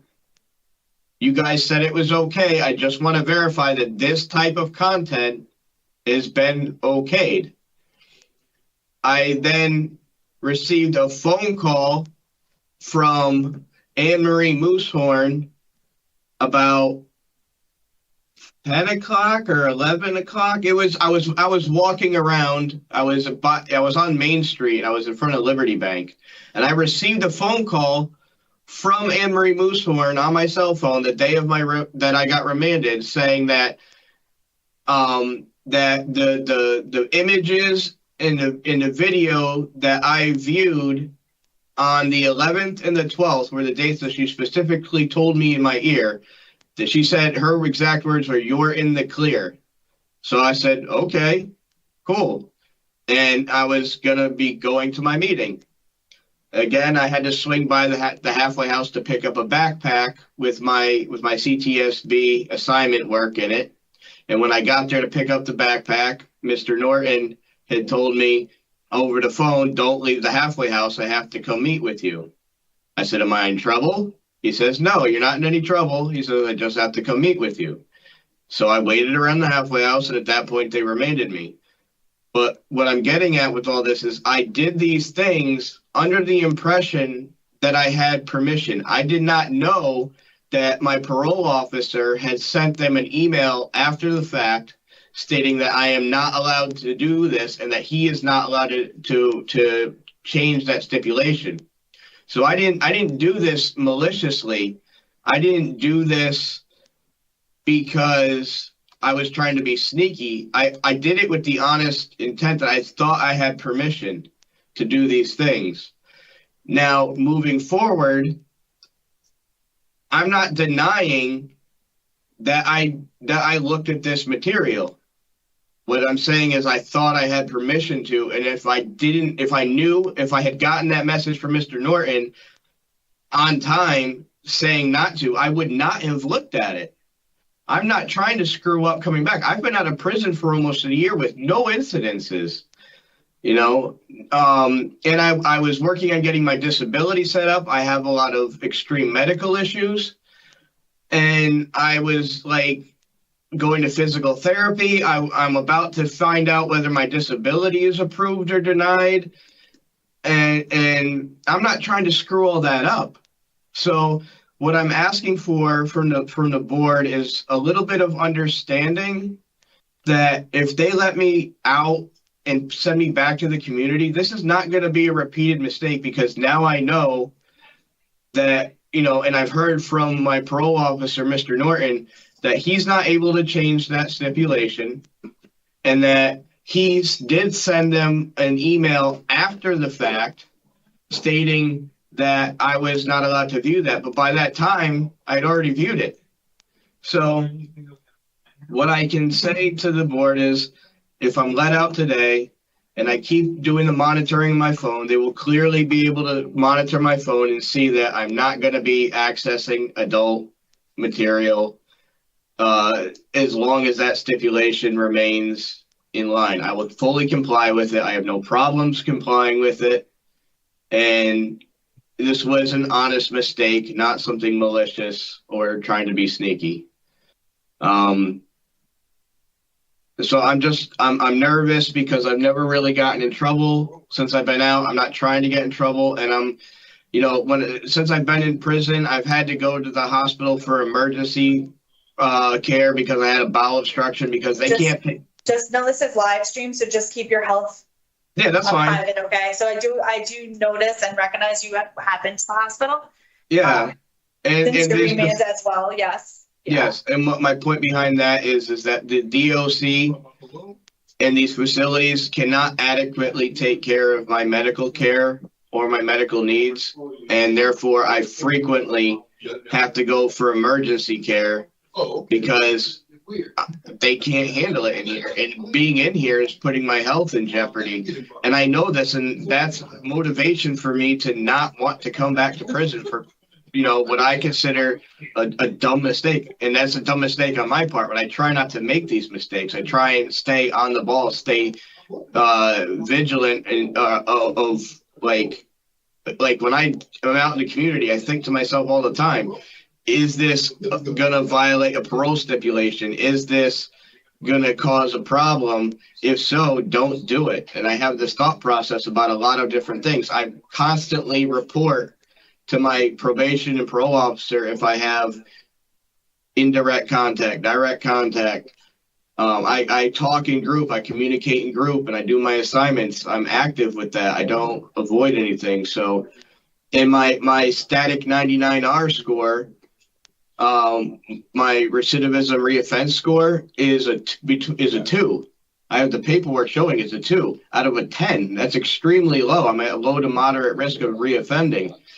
So I think these things could be taken into consideration, you know, and I'm confident that if they give me a chance and let me back out into the community, there won't be a recurrence of this issue. Thank you. And I did take lots of notes of your testimony, Mr. Matthewson. So just to be aware, the standard for this preliminary hearing is probable cause. So we just have to determine whether or not you committed these acts, if there's a likelihood of it. So I'm just going to review the testimony. I, like I said, took a lot of notes. I just want to look over it one more time and read some of the evidence, and I'll get back to you with my findings of the violation, okay? Yes, ma'am. Thank you.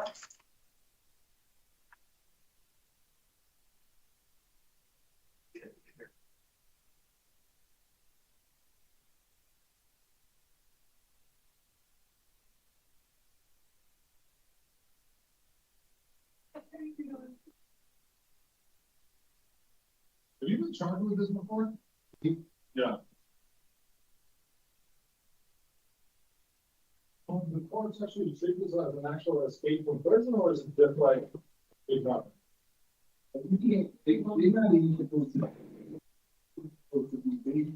Oh, there's one other thing. I know you're filing else. I would also just like to make it known that when the parole officer asked me to stay in a halfway house, I knew I was being remanded to custody. I did not run. I did not try and flee. I've been cooperative. And since I've been in prison, I have not been in any trouble. I've been cooperative as the best of my ability dealing with the situation. So I just want to make that known as well, that, you know, I've been doing my best to not cause any waves since this happened.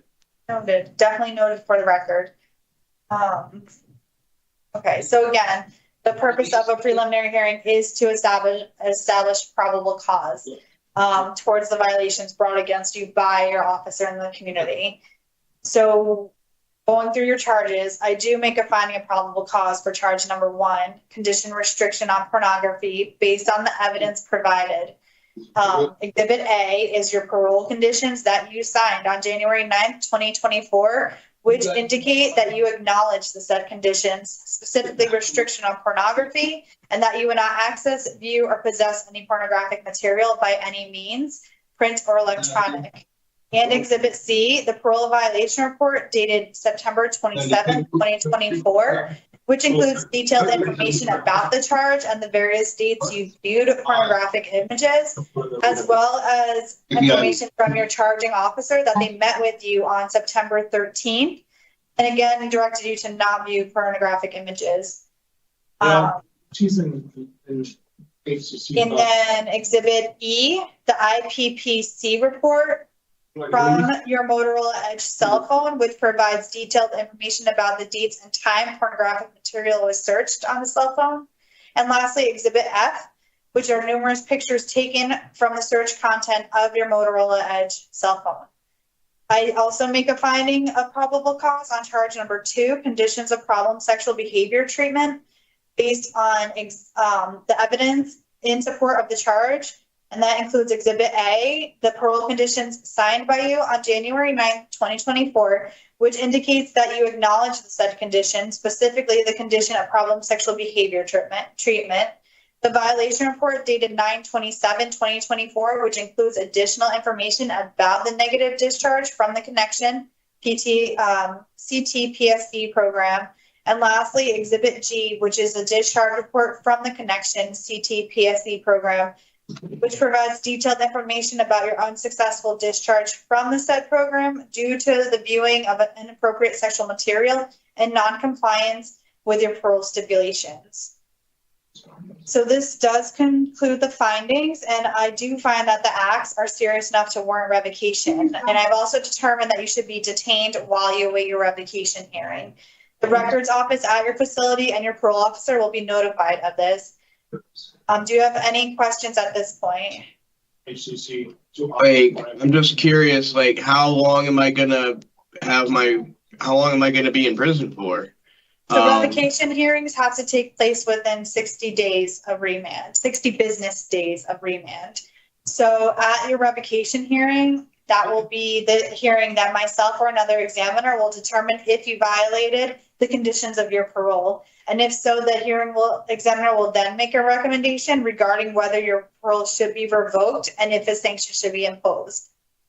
So at the next hearing, you'll have another chance to discuss the charges, submit your application for the attorney if you still wish to, and then they will discuss any sanctions that might be appropriate for the violations if they find that you violated them at that point. Okay. So the revocation hearings are ideally held within 60 business, or they are. Yeah, I understand that. I don't understand why I can't be in the community while I'm doing this. I'm not at risk. I'm not going to reoffend. Like, my phone is monitored. You know, I'm worried. I'm really worried about my health in here.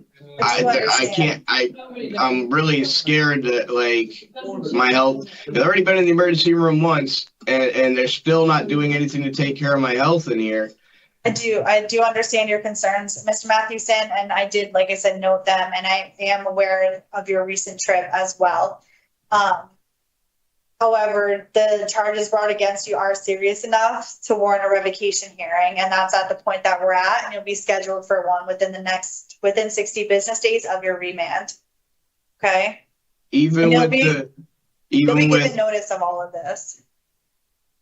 All right, so I sit in prison for up to 75, 90 days because it's business days. They don't count the weekends. So I sit in prison for 75 to 90 days. And then, like, what kind of time, if I get sentenced to an actual thing, what kind of time am I looking at?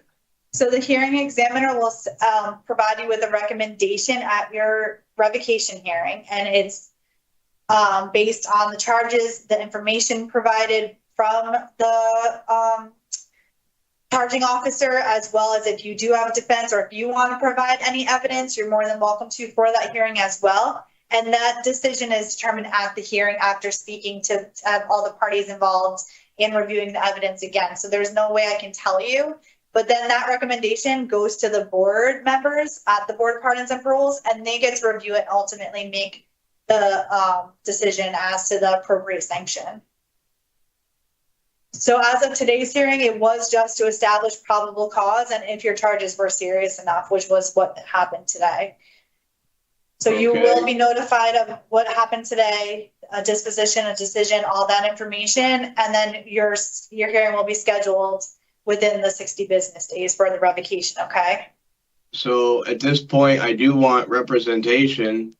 So am I going to be allowed to do that? Because, and when my parole officer came to serve me the paperwork, I did put on the paperwork somebody that I wanted to call to the center. I put Morgan Kelly's name on that paperwork and like where she worked. I couldn't remember her contact phone number, but I put the information as best I could on that paper. So with the representation, you can, Attorney Jones gave you the instructions, right? So send in your application right away.